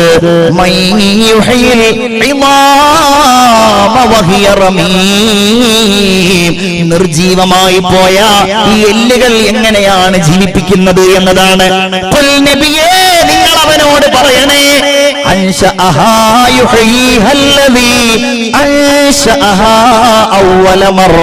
ഈ ദുനിയാവിൽ ആദ്യമായി അവനെ ആരാണോ ഉണ്ടാക്കിയത് ആ അല്ലാഹു തആല അവനെ രണ്ടാമതും ഉണ്ടാക്കുമെന്ന് നബിയെ നിങ്ങൾ അവനോട് പറയണമെന്ന് അല്ലാഹു ഹബീബായ മുഹമ്മദ് മുസ്തഫ സല്ലല്ലാഹു അലൈഹി വസല്ലമ തങ്ങളോട് പറയുകയാണ്. എന്റെ പ്രിയപ്പെട്ടവരെ, ഖബറിനെ കുറിച്ച് നമ്മൾ ഓർക്കണം, ഖബറിനെ കുറിച്ച് നമ്മൾ ചിന്തിക്കണം. മുത്തുനബിയുടെ വർത്തമാനമാണല്ലോ സൂറുൽ ഖുബൂർ ഫഇന്നഹാ തുദക്കിറുകുമുൽ ആഖിറ സയ്യിദുനാ മുഹമ്മദ് മുസ്തഫ. ഒന്ന് ഉറക്ക സ്വലാത്ത് ചൊല്ലൂ മുഹമ്മദ് മുസ്തഫ. ഇതൊരു തമാശ പറയുന്ന സംഗതിയല്ലല്ലോ. നിങ്ങൾ ഖബറുകൾ സന്ദർശിക്കണം. എന്തിനാണ് നമ്മൾ ഇന്ന് പല രീതിയിൽ ഖബർ സന്ദർശിക്കും? എങ്ങനെയാണെന്നറിയോ? ഒരാൾ മരിച്ചു കഴിഞ്ഞാൽ ആ മയ്യിത്തിന്റെ പിന്നാലെ നമ്മൾ പലപ്പോഴും പോകുന്നത് ആ മയ്യിത്തിന് നമ്മളോട് വല്ലതും തോന്നുമോ എന്നുള്ള നിലക്കാണ്. അങ്ങനെയല്ല പോണ്ടത്. അതൊരു കടമയാണ്, ബാധ്യതയാണ്, പുരുഷന്മാരുടെ ബാധ്യതയാണ്. സ്ത്രീകളെ സംബന്ധിച്ചിടത്തോളം അവിടെ ആശ്വസിപ്പിക്കലാണ് പ്രധാനമായിട്ടുമുള്ളത്. മരണപ്പെട്ടവരുടെ ബന്ധുക്കളുമായുള്ള തഅസിയത്ത്, ആ മയ്യിത്ത് കാണൽ, യഥാർത്ഥത്തിൽ അതിൽ യാതൊരു പുണ്യവും പണ്ഡിതന്മാർ കൽപ്പിച്ചിട്ടില്ല. എന്നാലും നമ്മൾ സ്നേഹത്തിന്റെ പേരിൽ അത് കാണുന്നു. എന്നിരുന്നാലും അന്യരായ ആളുകൾ ഒരു കാരണവശാലും കാണരുത് എന്ന് ഗൗരവത്തോടെ ഞാൻ ഇവിടെ ഓർമ്മിപ്പിക്കുകയാണ്. അന്യ പുരുഷന്റേത് സ്ത്രീകൾ കാണരുത്, അന്യ സ്ത്രീയുടേത് പുരുഷന്മാർ കാണരുത്. ഇത് വളരെ ഗൗരവമാണ്. നമ്മൾ ആശ്വസിപ്പിക്കുക.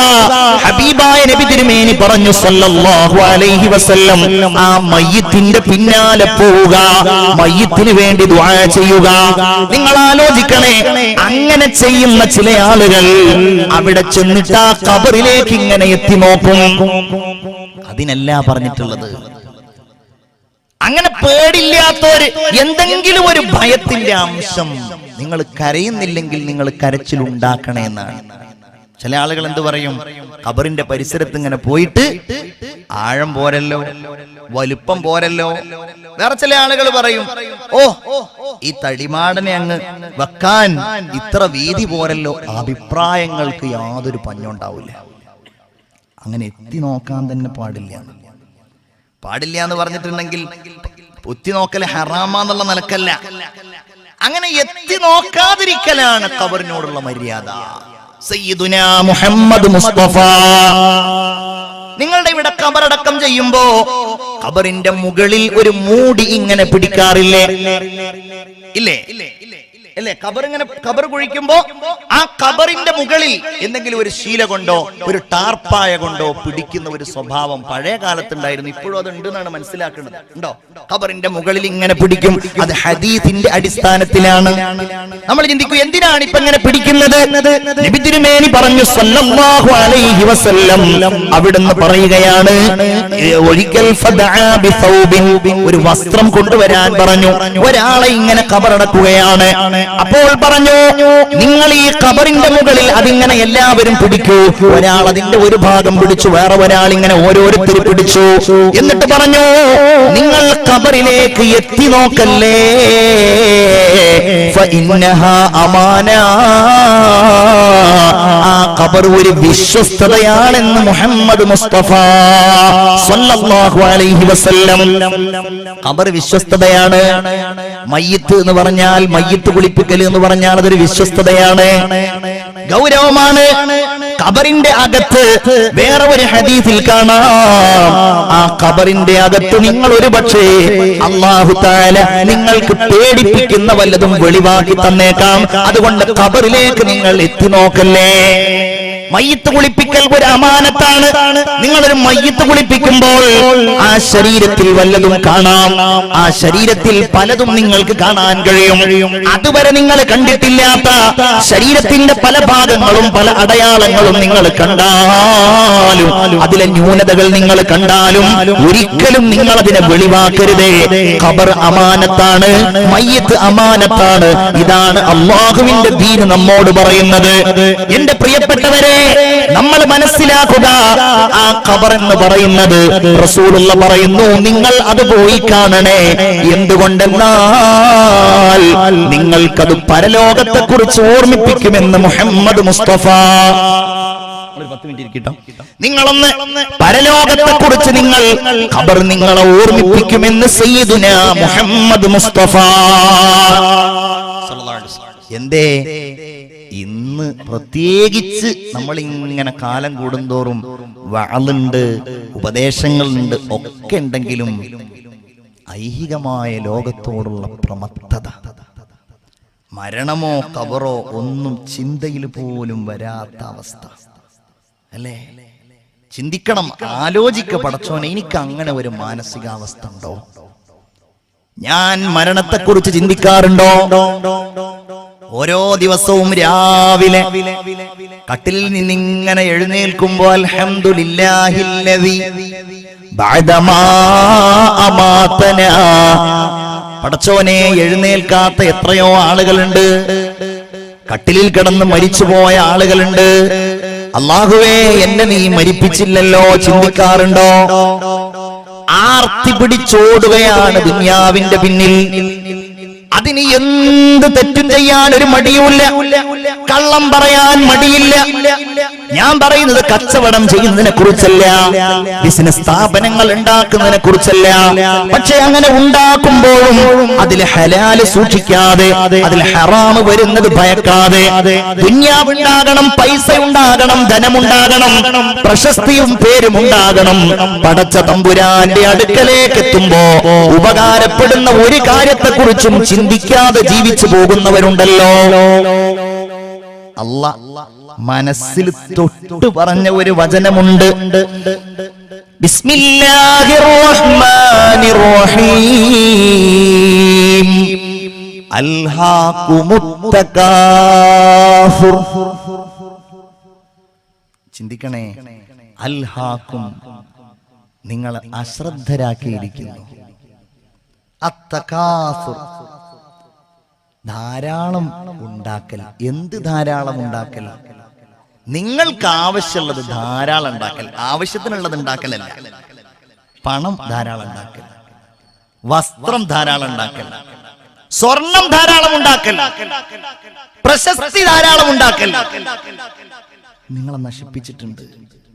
നിസ്കാരം നിങ്ങൾ ഒഴിവാക്കുന്നുണ്ട് ഇതിനു വേണ്ടിയിട്ട്, നിങ്ങൾ ഹറാമ് ചെയ്യുന്നുണ്ട് ഇതിനു വേണ്ടിയിട്ട്.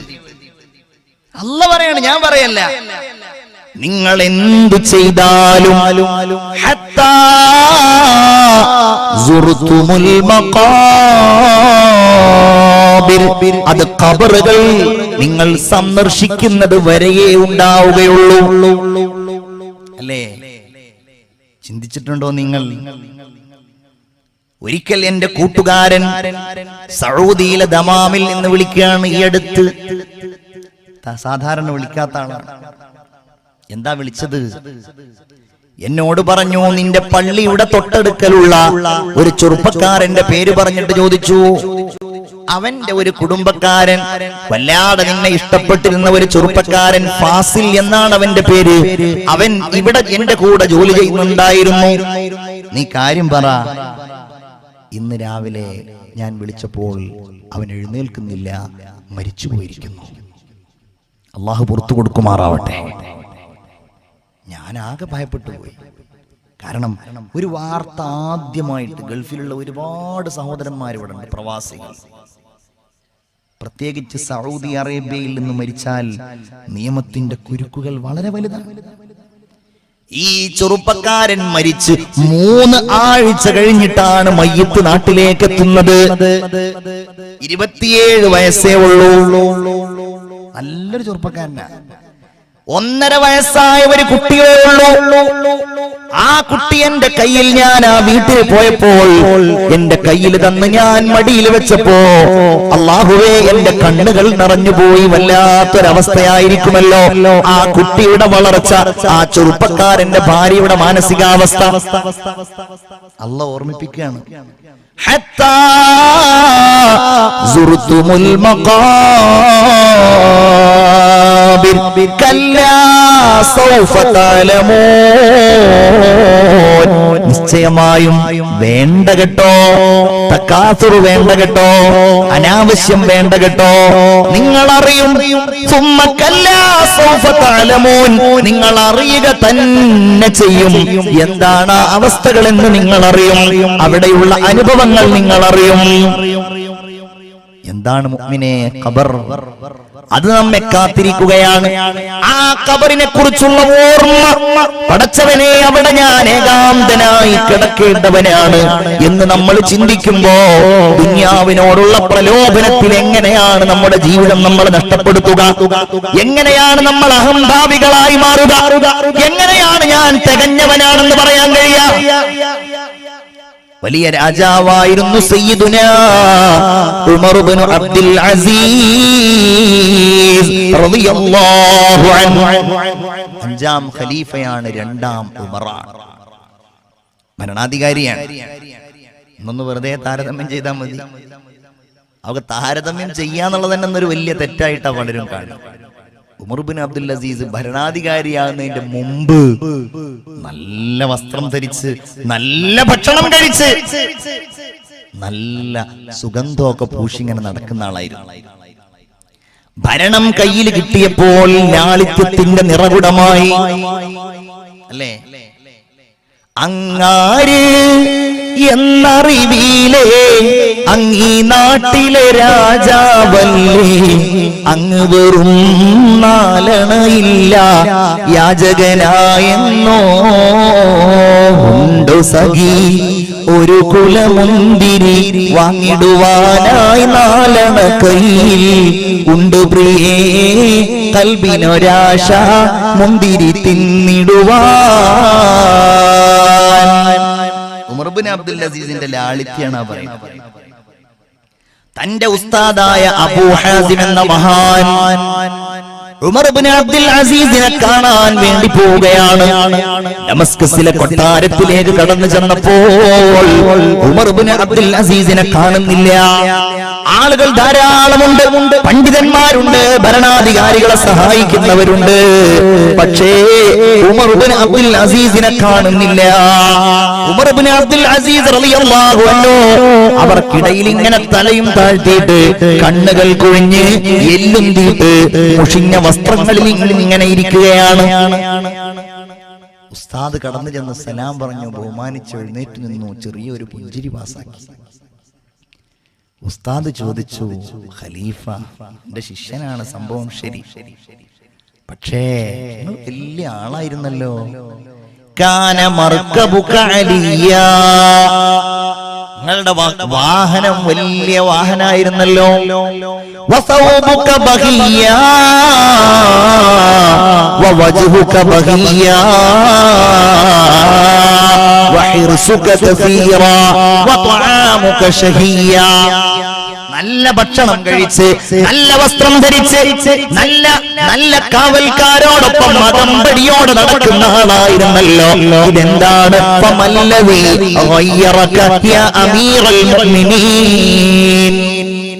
എന്തു പറ്റി അമീറുൽ മുഅ്മിനീൻ, നിങ്ങൾ ആകെ മാറിപ്പോയല്ലോ. ഉമർ ഇതിങ്ങനെ കേൾക്കുകയാണ്. ഇതൊരാക്ഷേപാണല്ലോ.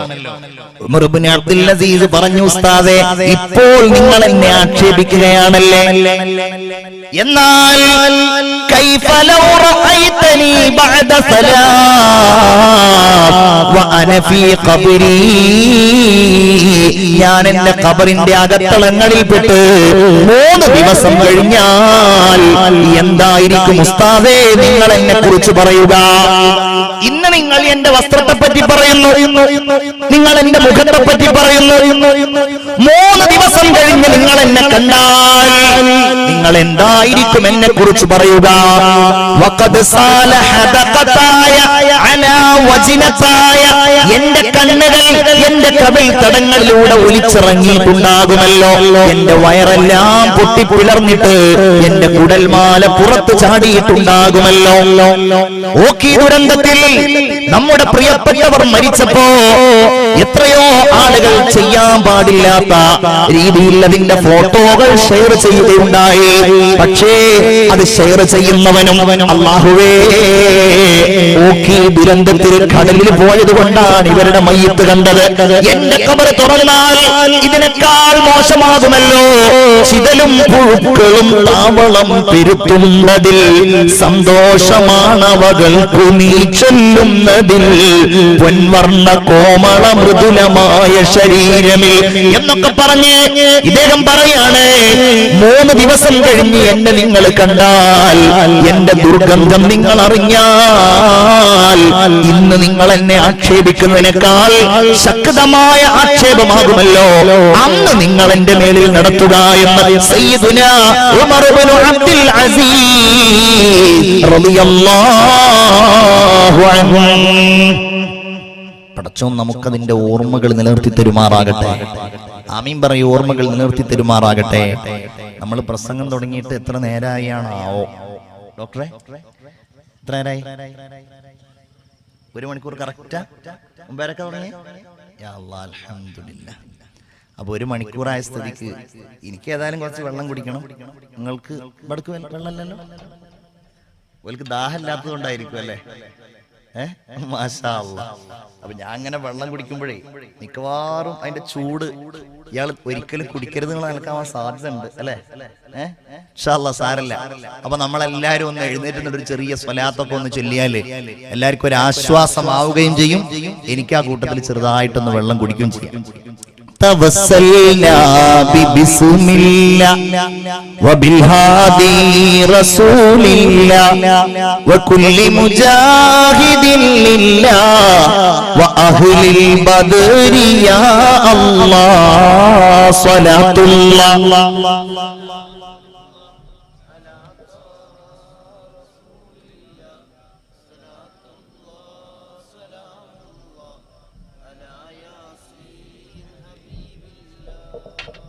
ഞാൻ പറഞ്ഞില്ലേ പറയും ഞാൻ കുടിക്കരുതെന്നുള്ള ആൾക്ക് ചൂടാക്കിയിട്ടുണ്ട്. ഏതായാലും ഉറക്ക് അശ്രദ്ധ രണ്ടും പോയ ആളുകൾ മാത്രം ഇരുന്നേ. ഉറക്കും അശ്രദ്ധയും പോയ ആളുകൾ മാത്രം. 1 മണിക്കൂർ ഇങ്ങനെ ഇരുന്ന് കേട്ട സ്ഥിതിക്ക് കുറെ അശ്രദ്ധ ആയിരുന്നു. അല്ലാത്തവരൊക്കെ അവിടെ നിന്നോളില്ലോ. ഉറക്കും അശ്രദ്ധയും പോവാത്തവരുണ്ടെങ്കിൽ അവിടെ കുറച്ച് ആളുകളുടെ പോയിട്ടില്ല, അവരവിടെ നിൽക്കുന്നുണ്ട്. അൽഹംദുലില്ലാഹ്. നിൽക്കുന്ന ആൾക്കാർ വാഴ്ന്നു കഴിയണവരെ നിൽക്കേണ്ടി വരും ഇൻഷാ അല്ലാഹ്. ഉറക്കും അശ്രദ്ധയൊന്നും പോയില്ലേ? പോയിട്ടില്ല ഇൻഷാ അല്ലാഹ്. 2-3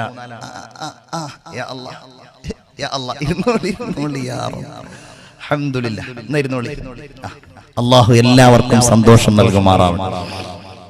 എല്ലാരും ഉഷാറായല്ലോ അല്ലെ? എല്ലാരും ഉഷാറായി അൽഹംദുലില്ലാഹ്. അപ്പൊ അതുകൊണ്ട് വളരെ പ്രധാനപ്പെട്ട ഒരു കാര്യം പറഞ്ഞിട്ടാണ് ബാക്കി ഞാൻ പറയുന്നത്. അത് മറ്റൊന്നുമല്ല, അവസാനത്തെ ദിവസമാണ്. ബക്കറ്റുമായിട്ട് നമ്മുടെ പ്രവർത്തകന്മാർ വരുന്നുണ്ട് എന്നുള്ളതാണ് ആ പ്രധാനപ്പെട്ട കാര്യം. ഞാൻ അങ്ങനെ ആലോചിക്കുന്ന ഒരു തമാശ പറയാൻ കേട്ടോ. ഞാൻ അങ്ങനെ ആലോചിക്കുന്നുണ്ട്, നമ്മളെ നരേന്ദ്രമോദി 500-ന്റെയും 1000-ന്റെയൊക്കെ നോട്ട് നിരോധിച്ച വിവരം സന്തോഷപൂർവ്വങ്ങളൊക്കെ അറിഞ്ഞിട്ടുണ്ടാവും. ഞാൻ അങ്ങനെ ആലോചിക്കലാണ്, പടച്ചോനെ ആ കൂട്ടത്തിൽ മൂപ്പര് ആ 10-ന്റെ നോട്ടും കൂടെ നിരോധിച്ചിരുന്നെങ്കിൽ നമ്മളെ ബക്കറ്റ് പിരിവൊക്കെ എന്നേ രക്ഷപ്പെട്ടേനെ.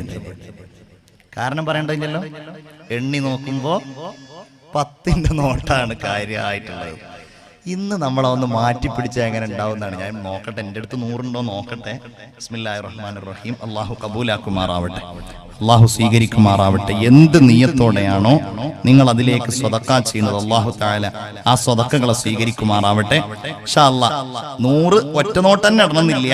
ഇൻഷാ അല്ലാഹ് ഞാൻ 250 ഇട്ടുള്ളത്. ബിസ്മില്ലാഹിർ റഹ്മാനിർ റഹീം.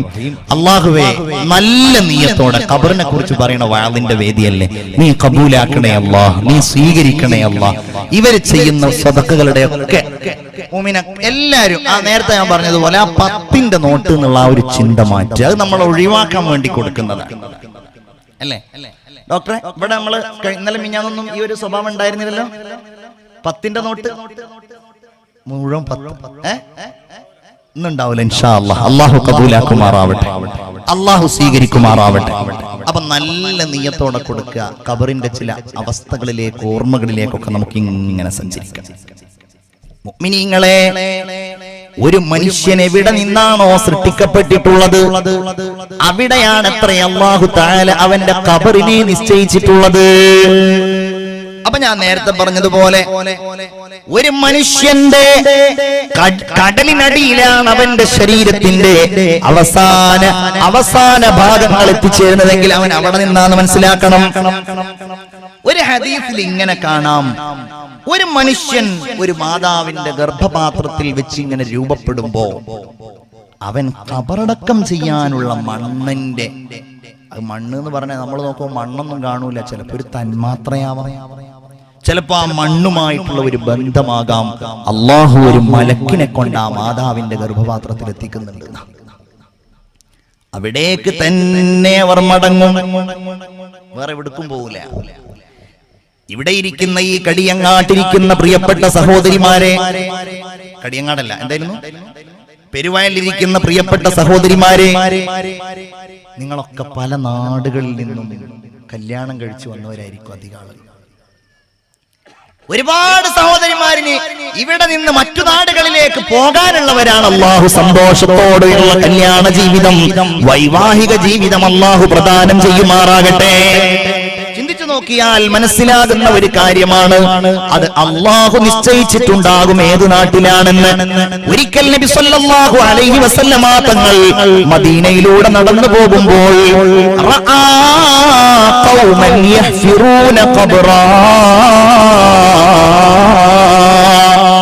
ഖബർ കുഴിക്കുന്ന ഒരു പറ്റം ആളുകളെ മുഹമ്മദ് മുസ്തഫ സല്ലല്ലാഹു അലൈഹി വസല്ലം കണ്ടു. അവരിങ്ങനെ ഖബർ കുഴിച്ചുകൊണ്ടിരിക്കുകയാണ്. നബി സല്ലല്ലാഹു അലൈഹി വസല്ലം തങ്ങൾ ചോദിച്ചു, ഇതാർക്കുള്ള ഖബറിടമാണ്? അവര് പറഞ്ഞു, നബിയേ, ഇത് ഇന്നാലിന്ന എത്യോപ്യക്കാരനുള്ള ഖബറാണ്.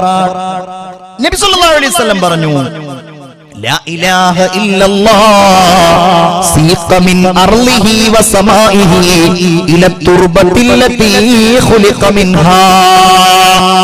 ആ മനുഷ്യൻ ജന്മം കൊണ്ട ആകാശത്ത് നിന്ന് ഭൂമിയിൽ നിന്ന് ആ മനുഷ്യനിതാ തന്നെ സൃഷ്ടിക്കപ്പെട്ടിരിക്കുന്ന ഭൂമിയിലേക്ക് മടങ്ങിയിരിക്കുന്നു. ഒരു മനുഷ്യന്റെ എവിടെയാണോ അവന്റെ തുടക്കമുള്ളത് അവിടേക്കാണ് അവന്റെ മടക്കമുള്ളത്. അല്ലേ? മിൻഹാ ഖലഖനാകും വഫീഹാ നുഈദുകും. മറക്കാത്ത മന്ത്രമല്ലയോ അത്? ഒരിക്കലും ഹൃദയത്തിൽ ഭയത്തോടെ അല്ലാതെ ഓർക്കാൻ കഴിയാത്ത ഒരു മന്ത്രമല്ലയോ അത്? ചിന്തിക്കൂ നിങ്ങൾ, നിങ്ങളുടെ ഉപ്പയെ കൊണ്ടുപോയി നിങ്ങൾ ഖബറടക്കിയിട്ടുണ്ടല്ലോ, ഇല്ലേ? ഉപ്പ മരിച്ചു പോയവരുണ്ടാകും. അല്ലാഹുവേ, അവരുടെ ഖബർ നീ വിശാലമാക്കണേ അല്ലാ. ഉപ്പാടെ മയ്യിത്ത് കൊണ്ടുപോയി ആ ഖബറിലേക്ക് താഴ്ത്തിയിട്ട് മൂടുകല്ല് വെച്ചിട്ട് നിങ്ങൾ ഉപ്പാനോട് പറഞ്ഞ വർത്തമാനം എന്താ? മിൻഹാ ഖലഖനാകും. എന്റെ പൊന്നുപ്പ, നിങ്ങൾ എന്നെ വളർത്തി വലുതാക്കി, നിങ്ങൾ വെയില് കൊണ്ട് ഞാൻ വളർന്നു വലുതായി, ഞാൻ എത്ര ഉയർന്നു, എന്നെ എത്ര നിങ്ങൾ സ്നേഹിച്ചു, എനിക്ക് വേണ്ടി നിങ്ങൾ എത്ര കഷ്ടപ്പെട്ടു, നിങ്ങൾ എനിക്ക് വീട് നൽകി, നിങ്ങൾ എനിക്ക് പറമ്പ് നൽകി, നിങ്ങൾ എനിക്ക് സൗകര്യങ്ങൾ നൽകി, നിങ്ങൾ എന്നെ പഠിപ്പിച്ച് വലുതാക്കി ഉപ്പ. അവസാനം എനിക്ക് നിങ്ങൾക്ക് തരാനുള്ളത് ഈ 3 പിടി മണ്ണ് മാത്രമാണ്.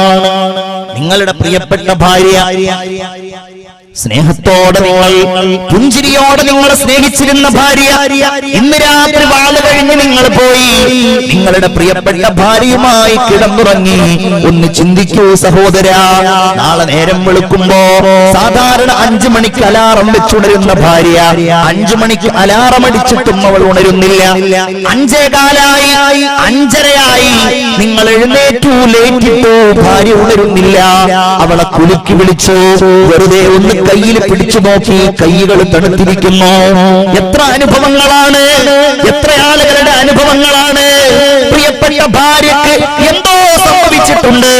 ഉമ്മയെ വിളിച്ചു, അടുത്ത വീട്ടിൽ നിന്ന് ജ്യേഷ്ഠനെ വിളിച്ചു, വേണ്ടപ്പെട്ടവരെ ഒക്കെ വിളിച്ചു, ഇവൾ ഉണരുന്നില്ലല്ലോ. നിങ്ങളുടെ മക്കൾ അപ്പുറത്ത് കിടന്നുറങ്ങുന്നുണ്ട്. മക്കളെ കോരിയെടുത്തു നിങ്ങളുടെ വീട്ടുകാർ, അവരെ അപ്പുറത്തെ റൂമിൽ കൊണ്ടുപോയി കിടത്തി. ബഹളം കേട്ടിട്ട് അവരും എഴുന്നേറ്റു. കുഞ്ഞുങ്ങളുടെ ഉമ്മ ഉണരുന്നില്ല. ഭാര്യയ്ക്ക് 28 വയസ്സേ ആയിട്ടുള്ളൂ. പ്രിയപ്പെട്ട ഭാര്യ, നിങ്ങളുടെ സ്നേഹനിധിയായ ഭാര്യ, നിങ്ങൾ ആ സത്യം അറിഞ്ഞു. അതെ, അവൾ എന്നോട് വിട പറഞ്ഞു പോയിരിക്കുന്നു, അവൾ എനിക്കിനി തിരിച്ചു കിട്ടുകയില്ല. നിങ്ങൾക്ക് കരയണോ കരയണ്ടേ എന്നറിയുന്നില്ല. വീട്ടിൽ സംഭവിച്ച പെട്ടെന്നുണ്ടായ അത്യാഹിതത്തില് എന്ത് ചെയ്യണ്ടോ എന്നറിയാതെ പകച്ചു നിൽക്കാൻ വിധിക്കപ്പെട്ടുപോയി.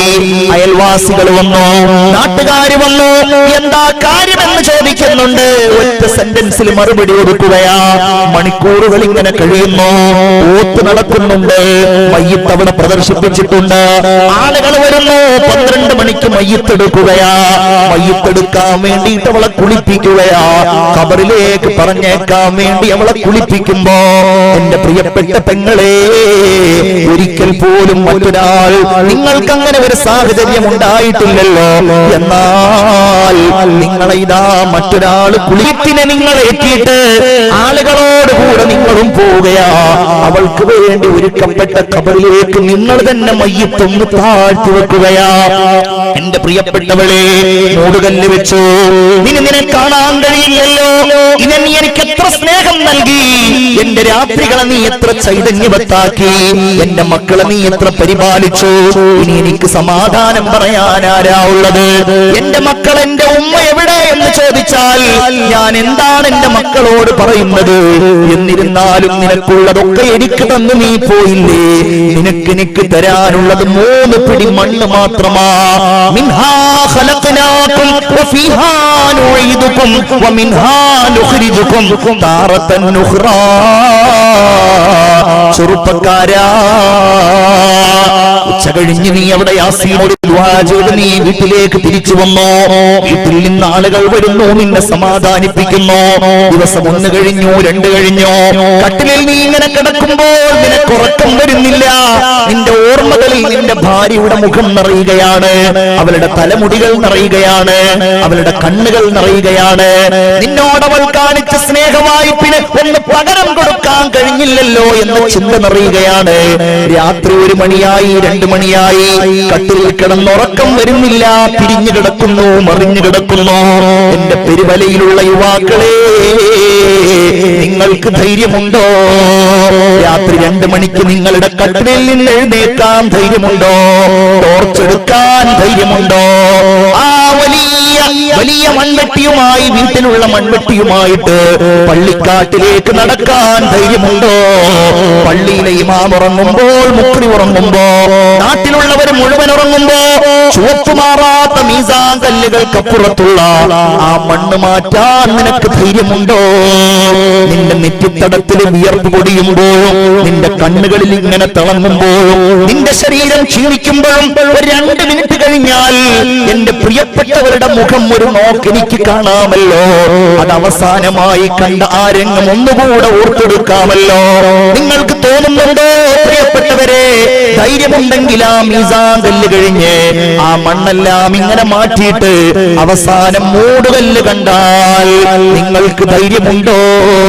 സർവശക്തിയും എടുത്തിട്ട് ആ കല്ലൊന്ന് മാറ്റാൻ, 2ാമത്തെ കല്ലും ഒന്ന് മാറ്റാൻ. നിങ്ങളോട് ഞാൻ പറയട്ടെ, ജീവിതത്തിൽ ഇതുപോലൊരു ദുർഗന്ധം നിങ്ങൾ അനുഭവിച്ചിട്ടുണ്ടാവില്ല. നിങ്ങളുടെ കയ്യിലുള്ള ടോർച്ച് കൊണ്ട് ആ ഖബറിലേക്കൊന്ന് അടിച്ചു നോക്കാൻ ധൈര്യമുണ്ടോ? ആ മയ്യത്തിനെ മൂടിയിരിക്കുന്ന ആ തുണികളെല്ലാം ചെഞ്ചോരമണിഞ്ഞ്, അതെല്ലാം ചെലവും ചെളിയും നിറഞ്ഞ് ആകെ ദുർഗന്ധപൂരിതമായ ശരീരമായി കിടക്കുമ്പോ ഒരു കലുകൊണ്ട്, ഒരു കോലുകൊണ്ട്, ഒരു വടി കൊണ്ട് മയ്യത്തിന്റെ മുഖത്തുള്ള ആ തുണിയൊന്ന് പതുക്കെ ഇങ്ങനെ വലിച്ചൊന്ന് മാറ്റിയാൽ, എന്റെ പ്രിയപ്പെട്ട ചെറുപ്പക്കാരാ, ഒരു പെണ്ണിന് ഇങ്ങനെയും ഒരു മുഖമുണ്ടെന്ന് നിനക്ക് മനസ്സിലാക്കാൻ കഴിയും. നിന്റെ ഭാര്യയുടെ മുഖം ഇങ്ങനെയാണെന്ന് മനസ്സിലാക്കാൻ കഴിയും. ഞാനാണെങ്കിൽ എന്റെ മുഖം ഇങ്ങനെയാണ് മനസ്സിലാക്കാൻ കഴിയും. കണ്ണുകളെല്ലാം അവിടെ നിന്ന് പോന്നിട്ട് അതിന്റെ സ്ഥാനത്ത് 2 ഗുഹകൾ ഇങ്ങനെ പ്രത്യക്ഷപ്പെട്ടിരിക്കുന്നു. ചുണ്ടുകളെല്ലാം അടർന്ന് മൂക്കിലൂടെയും ദ്വാരങ്ങളിലൂടെയും രക്തമെല്ലാം ഇങ്ങനെ ഒലിച്ച് ആകെ വികൃതമായി ഭീകര സ്വരൂപിയായി നിൽക്കുന്നു. ഇതാണ് പ്രിയപ്പെട്ടവരെ ഖബറിന്റെ ഭൗതികമായ രംഗമെന്ന് പറയുന്നത്. അല്ലാഹുവേ, ഞങ്ങൾക്ക് നീ സംരക്ഷണം നൽകണേ അല്ലാ, ഞങ്ങൾക്ക് നീ കാവൽ നൽകണേ അല്ലാ. സയ്യിദുനാ മുഹമ്മദ് മുസ്തഫ സല്ലല്ലാഹു അലൈഹി വസല്ലം പറഞ്ഞ ഒരു വല്ലാത്തൊരു ഹദീസ് ഉണ്ട്. നമ്മളുടെ ഖബർ നമുക്ക് വേണ്ടി മറ്റുള്ളവരാണ് പൊതുവിൽ തെരഞ്ഞെടുക്കുക. സ്വന്തം ഖബർ തെരഞ്ഞെടുക്കുന്ന അപൂർവം. അവിടുന്ന് പറഞ്ഞു, ഇദ്ഫനൂ മൗതാകും വസത ഖൗമിൻ സാലിഹീൻ. നിങ്ങളുടെ ഖബറിടങ്ങൾ നിങ്ങൾക്ക് വേണ്ടി, നിങ്ങൾ മറ്റുള്ളവർക്ക് വേണ്ടി തയ്യാറാക്കുന്ന ഖബറുകൾ നിങ്ങൾ നല്ലവർക്കിടയിൽ കൊണ്ടുപോയി മറമാടണേ. അമ്മാക്ക് ഖബറൊരുക്കാണ്. വാട്സാപ്പിലൂടെ ഖബർ കുഴിക്കുന്ന ആളോട് എനിക്ക് അർജന്റ് ആയിട്ടൊരു ഖബർ വേണമെന്ന് വിളിച്ചു പറയില്ല. നിങ്ങൾ പോകണം, നിങ്ങൾ അന്വേഷിക്കണം. ഇവിടെ ആക്കാ, അവിടെ ആക്കാ, ഇവിടെ ആരാ പുറത്തുള്ളത്, അപ്പുറത്താരാ ഉള്ളത്? നല്ലവരുടെ അടുക്കൽ സല്ലല്ലാഹു അലൈഹി വസല്ലം തങ്ങൾ പറഞ്ഞു, സല്ലല്ലാഹു അലൈഹി വസല്ലം വഅഅമിഖൂ ലഹു ഫീ ഖബ്രിഹി, നിങ്ങൾ നല്ല ആഴത്തിൽ ഖബർ കുഴിക്കണേ. വജന്നിബൂഹുൽ ജാറസൂ, ചീത്ത അയൽവാസിയെ നിങ്ങൾ അകറ്റുകയും വേണേ. ഖീല യാ റസൂലല്ലാഹ് വഹൽ യൻഫഉൽ ജാറു സ്വാലിഹു ഫിൽ ആഖിറ, നല്ല അയൽവാസി ഉപകാരപ്പെടുവോ നബിയേ? അപ്പൊ റസൂലുള്ളാഹി ചോദിച്ചു, ദുനിയാവിൽ നല്ല അയൽവാസി ഉപകാരപ്പെടോ? അതെ, ഉപകാരപ്പെടും. എന്നാൽ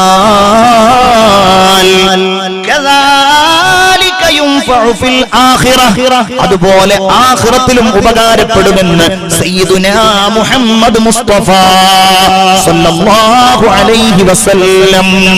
മുഅ്മിനീങ്ങളെ, നല്ലവരുടെ ഇടയിൽ അടങ്ങുക എന്ന് പറയുന്നത് അല്ലാഹു തരുന്ന വലിയ ഒരു സൗഭാഗ്യമാണ്. ചില ആളുകൾ ഉണ്ടാവും നമുക്കിടയിൽ, മക്കത്തിൽ നിന്ന് മരണപ്പെടുന്ന ആളുകൾ, വലിയ ഭാഗ്യല്ലേ അത്. മദീനയിൽ നിന്ന് മരിക്കുന്ന ആളുകളുടെ ഭാഗ്യം എത്രയാ. ഞാൻ കണ്ടിട്ടുണ്ട് ഒരാളെ മദീനയിൽ നിന്ന് മരിച്ചു. റബ്ബേ, എന്തൊരു ഭാഗ്യം. കാരണം എന്താ? മയ്യിത്ത് നിസ്കരിക്കാൻ എത്ര ആളുകളാ, മയ്യിത്ത് നിസ്കരിക്കാൻ തന്നെ എത്ര ആളുകളായിരിക്കും? ലക്ഷക്കണക്കിന് ആളുകൾ. മയ്യിത്ത് നിസ്കരിക്കണ പള്ളി നോക്കി നിങ്ങൾ, മയ്യിത്ത് നിസ്കരിക്കുന്ന സ്ഥലം നോക്കൂ നിങ്ങൾ, മയ്യിത്ത് നിസ്കരിക്കുന്ന ഇമാമിനെ നോക്കൂ നിങ്ങൾ. അതിലപ്പുറം എന്താ വേണ്ടത്? മയ്യിത്തുമായി ഞങ്ങൾ ഇങ്ങനെ പോയി, മയ്യിത്ത് കെട്ടിപ്പിടിക്കാൻ ഞങ്ങൾക്ക് കിട്ടിയില്ല. ഒരു ഇറാനിയും ഒരു സുഡാനിയുമാണ് മയ്യിത്ത് കെട്ടിൽ പിടിക്കുന്നത്. അങ്ങനെ ആലോചിച്ചു, നമ്മുടെ പെരുവയലിൽ നിന്ന് മരിച്ചാൽ, എന്റെ നാട്ടിൽ നിന്ന് ഞാൻ വിച്ചാൽ കൊണ്ടുപോകുന്ന റോഡുകൾ, കൊണ്ടുപോകുന്ന ഊടുവഴികൾ, ഇതേതിലൂടെയാ കൊണ്ടുപോകുന്നത്? റസൂലുള്ളാഹിന്റെ റൗളയുടെ മുമ്പിലൂടെയല്ലയോ? ഹബീബായ റസൂലുള്ളാഹിന്റെ റൗളയുടെ മുമ്പിലൂടെ ആ പെണ്ണിന്റെ മയ്യിത്ത് കൊണ്ടുപോയിട്ട് എവിടെയാ ഖബറടക്കുന്നത്? ജന്നത്തുൽ ബഖീഇൽ. ഭാഗ്യത്തിനപ്പുറം വല്ലതുമുണ്ടോ? ജന്നത്തുൽ ബഖീഇൽ ആരാ ഉള്ളത്? ഫാത്തിമ ബീവി എവിടെയാ? ഖദീജ ആയിഷ ബീവി എവിടെയാ? സഫിയ ബീവി എവിടെയാണ്? മൈമൂന റംല ബീവി എവിടെയാണ്? റസൂലുള്ളാഹിന്റെ ഭാര്യമാരിൽ ഒട്ടുമിക്ക പേരും എവിടെയാ? നബിയുടെ മക്കളിൽ അധിക പേരും എവിടെയാ? റസൂലുള്ളാഹിന്റെ സ്വഹാബികളിൽ സയ്യിദുനാ ഉസ്മാൻ ഇബ്നു അഫ്ഫാൻ റളിയല്ലാഹു അൻഹു അടക്കമുള്ള 10,000 വരുന്ന സ്വഹാബികൾ മദീനയിലാ ഉള്ളത്, ജന്നത്തുൽ ബഖീഇലാ ഉള്ളത്. അതിനിടയിൽ പോകാൻ പറ്റാന്ന് പറഞ്ഞു. യാ അല്ലാഹ്, വലിയ ഭാഗ്യല്ലേ. അതാ പറഞ്ഞത്, നല്ലവർക്കിടയിൽ പോയി കിടക്കുക. മുഅ്മിനീങ്ങളെ, മയ്യിത്ത് കട്ടിൽ ഇങ്ങനെ പോകുന്ന ആരംഗം എവിടെ? നമ്മൾ ഇങ്ങോട്ട് വരുമ്പോ, ഓരോ സ്ഥലത്തേക്കും നമ്മൾ വരുമ്പോ സ്വീകരണ ലോകമാണ്. ഞാൻ വരുമ്പോ സ്വീകരിക്കാൻ എത്രയോ ആളുകൾ, ഭക്ഷണം തരാൻ, സുഭിക്ഷമായ ഭക്ഷണം തയ്യാറാക്കാൻ. നിങ്ങൾ കല്യാണത്തിന് പോകുമ്പോ, സൽക്കാരത്തിന് പോകുമ്പോ ഇവിടെ സ്വീകരണമാണോ അറിയില്ല. ഏതായാലും വല്ലാത്ത ഒരു യാത്രയപ്പാണ്. കെട്ടുകൾ മൂന്നും കെട്ടി കട്ടിലിൽ നിന്നെയുമേറ്റി, ഒരു ദിനമുണ്ടൊരു യാത്ര, തീരെ മടക്കമില്ലാത്ത യാത്ര. 3 കഷ്ണം തുണി ചുറ്റി, മുറിയാതെ വിദൂർ ചൊല്ലി, ഒരു ദിനമുണ്ടൊരു പോക്, തീരെ മടക്കമില്ലാത്ത യാത്ര. എന്തൊരു വാക്കുകളാണത് അല്ലേ? 3 കഷ്ണം തുണിയിൽ ഇങ്ങനെ ചുറ്റിയിട്ട് സല്ലല്ലാഹു അലൈഹി വസല്ലം പറയുകയാണ്, മയ്യിത്തിന്റെ കൂടെ മനുഷ്യന്മാരിങ്ങനെ പോകുമ്പോൾ ആ മയ്യിത്തിനെ നോക്കിയിട്ട് അല്ലാഹുവിന്റെ മലക്കുകൾ ഉണ്ടാകും. നല്ലവരാണെങ്കിൽ നല്ല മലക്കുകൾ ഉണ്ടാകും, മോശക്കാരാണെങ്കിൽ അസാബിന്റെ മലക്കുകൾ ഉണ്ടാകും. നല്ലവരാണെങ്കിൽ ആ മയ്യിത്ത് നോക്കിക്കൊണ്ട് മലക്കുകൾ പറയുന്നത്, മലക്കുകൾ ആ മയ്യിത്തിനെ നോക്കിക്കൊണ്ട് പറയുന്നത്, മാ ഖദ്ദമ ഫുലാൻ, ഈ മനുഷ്യനെല്ലാം അമലുകൾ ചെയ്തിട്ടുണ്ട്. മലക്കുകൾ അങ്ങനെ പറയല്ലോ, മലക്കുകൾ അതിനനുസരിച്ച് കാര്യങ്ങൾ ചെയ്യുമല്ലോ. അതുകൊണ്ട് 100 ആളെ കൊന്ന ഒരാളെ റഹ്മത്തിന്റെ മലക്കുകൾ കൊണ്ടുപോയി ഹദീസിൽ പഠിക്കണം. എന്തേ? ഇയാൾ നല്ലോടത്തേക്ക് പോകുകയായിരുന്നു.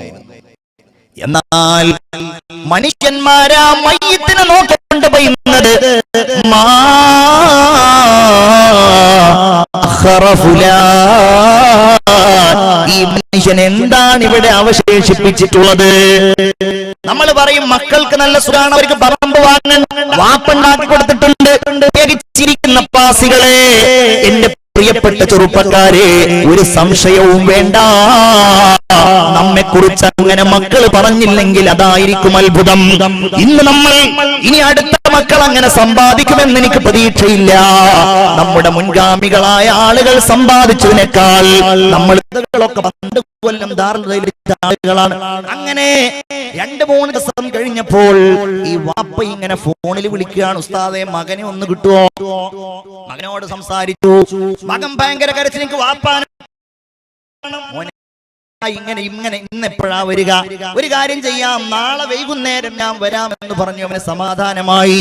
പിറ്റേ ദിവസം രാവിലെ ഈ കുട്ടിയുടെ നാട്ടിൽ നിന്നൊരു ഫോൺ വരികയാണ്, ഉസ്താദേ അവിടെ ഈ വർഷം 1 ചേർത്ത് കുട്ടിയുണ്ടല്ലോ. അതെ, എന്താ കാര്യം? അയാൾ പറഞ്ഞു, വാപ്പ ഒരല്പസമയം മുമ്പ് മരിച്ചു പോയിരിക്കുന്നു.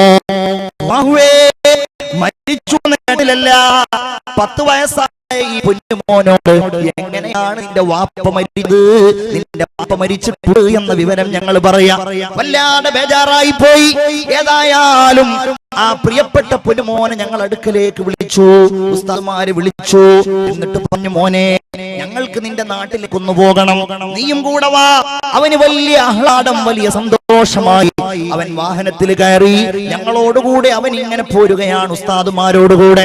അങ്ങനെ പോരുമ്പോൾ വാഹനം തിരൂരിലെത്തി. നന്നായി വിശക്കുന്നുണ്ട്, രാവിലെ സമയമാണ്, ആരും ഒന്നും കഴിച്ചിട്ടില്ല. ഒരു ഹോട്ടലിന്റെ മുമ്പിൽ വണ്ടി നിർത്തി. അവൻ പറഞ്ഞു, എനിക്കൊന്നും വേണ്ട. അതെന്താ, നീ ഒന്നും കഴിക്കുന്നില്ലേ? ഞാൻ വീട്ടിലെത്തിയിട്ട് കഴിച്ചോളാം, വീട്ടിൽ ആരും ഉണ്ടാവൂല. പെട്ടെന്ന് ആ കുട്ടി പറഞ്ഞു, വീട്ടിൽ എന്റെ വാപ്പ ഉണ്ടാകുമല്ലോ. വാപ്പ വന്നിട്ട് വാപ്പാന്റെ കൂടെ ഇരുന്ന് ഭക്ഷണം കഴിച്ചിട്ടില്ല, പിന്നെ എന്ത് ഞങ്ങൾ ആ കുട്ടിയോട് പറയും? ഏതായാലും 2-3 ആപ്പിൾ വാങ്ങി അതുമായിട്ട് ഞങ്ങൾ ഇങ്ങനെ പോയി അവന്റെ വീടിന്റെ മുമ്പിലെത്തിയപ്പോ അവിടെ നിറയെ ആളുകൾ നിൽക്കുന്നുണ്ട്. അവനാകെ അത്ഭുതപ്പെടുന്നുണ്ട്. എന്താണ് ഇവിടെ ആൾക്കൂട്ടം? അവര് വിചാരിച്ചത് ഞങ്ങൾ ഇവനോട് കാര്യം പറഞ്ഞിട്ടുണ്ട് എന്നതാണ്. ഏതായാലും അവന്റെ ഒരു മാമൻ വന്നു, അവനെ ഇങ്ങനെ ചേർത്ത് പിടിച്ചു, വീടിന്റെ കോലായയിലേക്ക് കൊണ്ടുപോയി.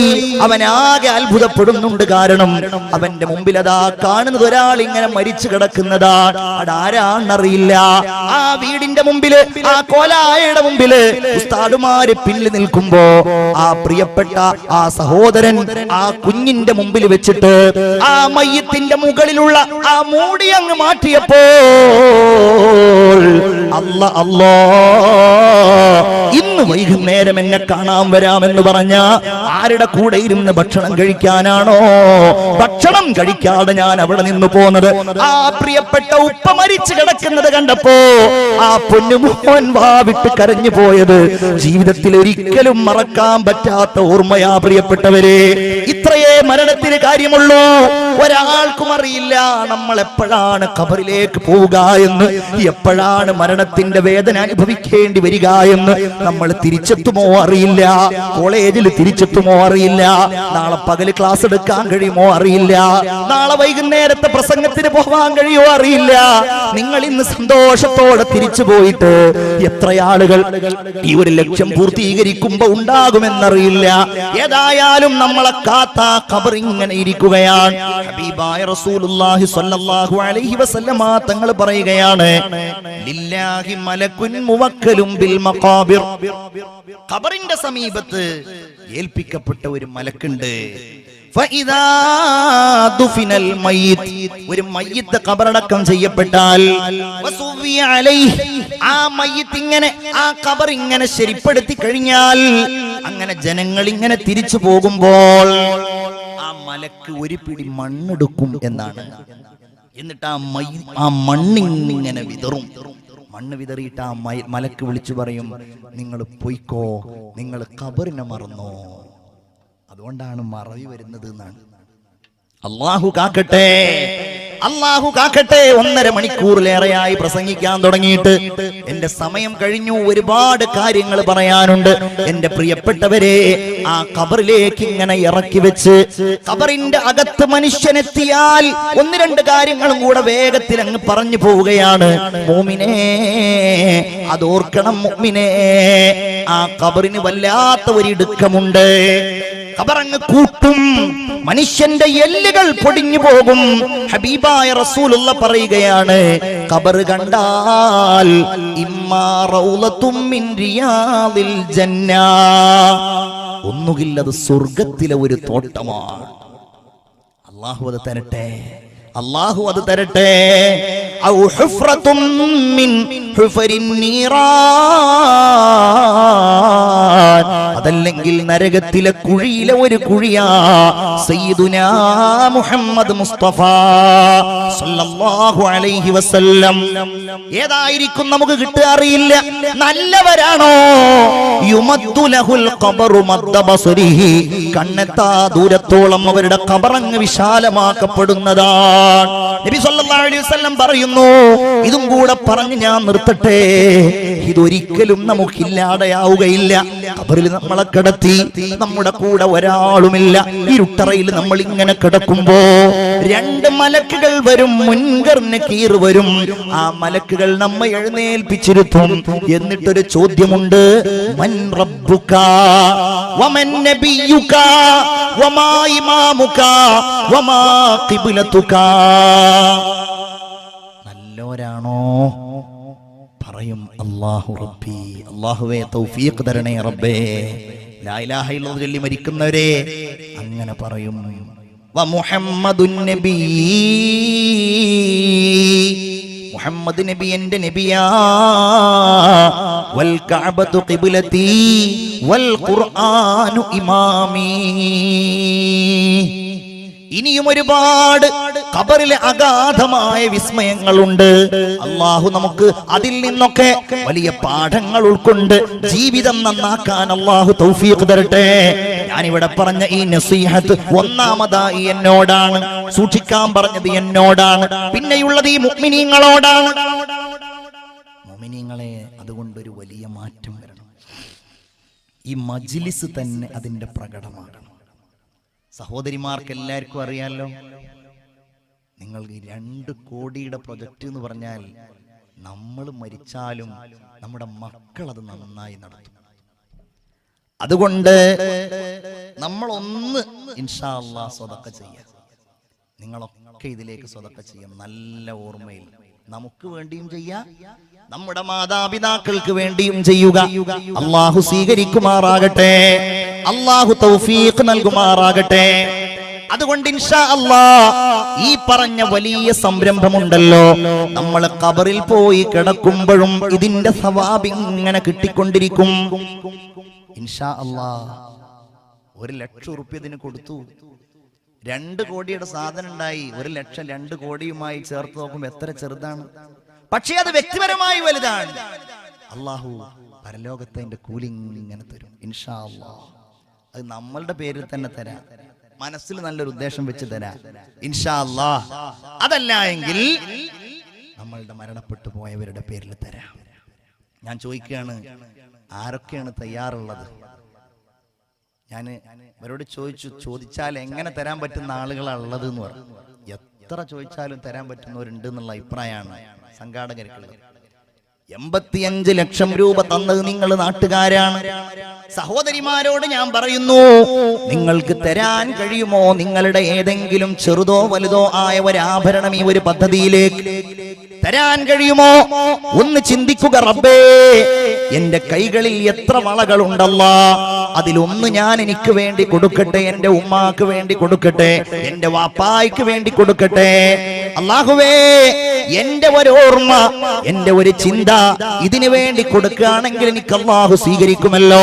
ഒരു മോതിരം ഊരാൻ കഴിയുമോ? ഒരു വള ഊരാൻ കഴിയുമോ? എന്തെങ്കിലും തരാൻ കഴിയുമോ? ഇൻഷാ അല്ലാഹ് നിങ്ങൾക്കിടയിൽ പെൺകുട്ടികളായ സഹോദരിമാരുണ്ട്, അവരുടെ കയ്യിൽ കൊടുത്ത് നിങ്ങൾ ഇങ്ങോട്ടത് കൊടുത്തയക്കുക. പടച്ചോനെ കബൂലാക്കണേ അല്ലാ, സ്വീകരിക്കണേ അല്ലാ, ബറക്കത്ത് നൽകണേ അല്ലാ, ഉദ്ദേശങ്ങൾ നിറവേറ്റണേ തമ്പുരാനേ.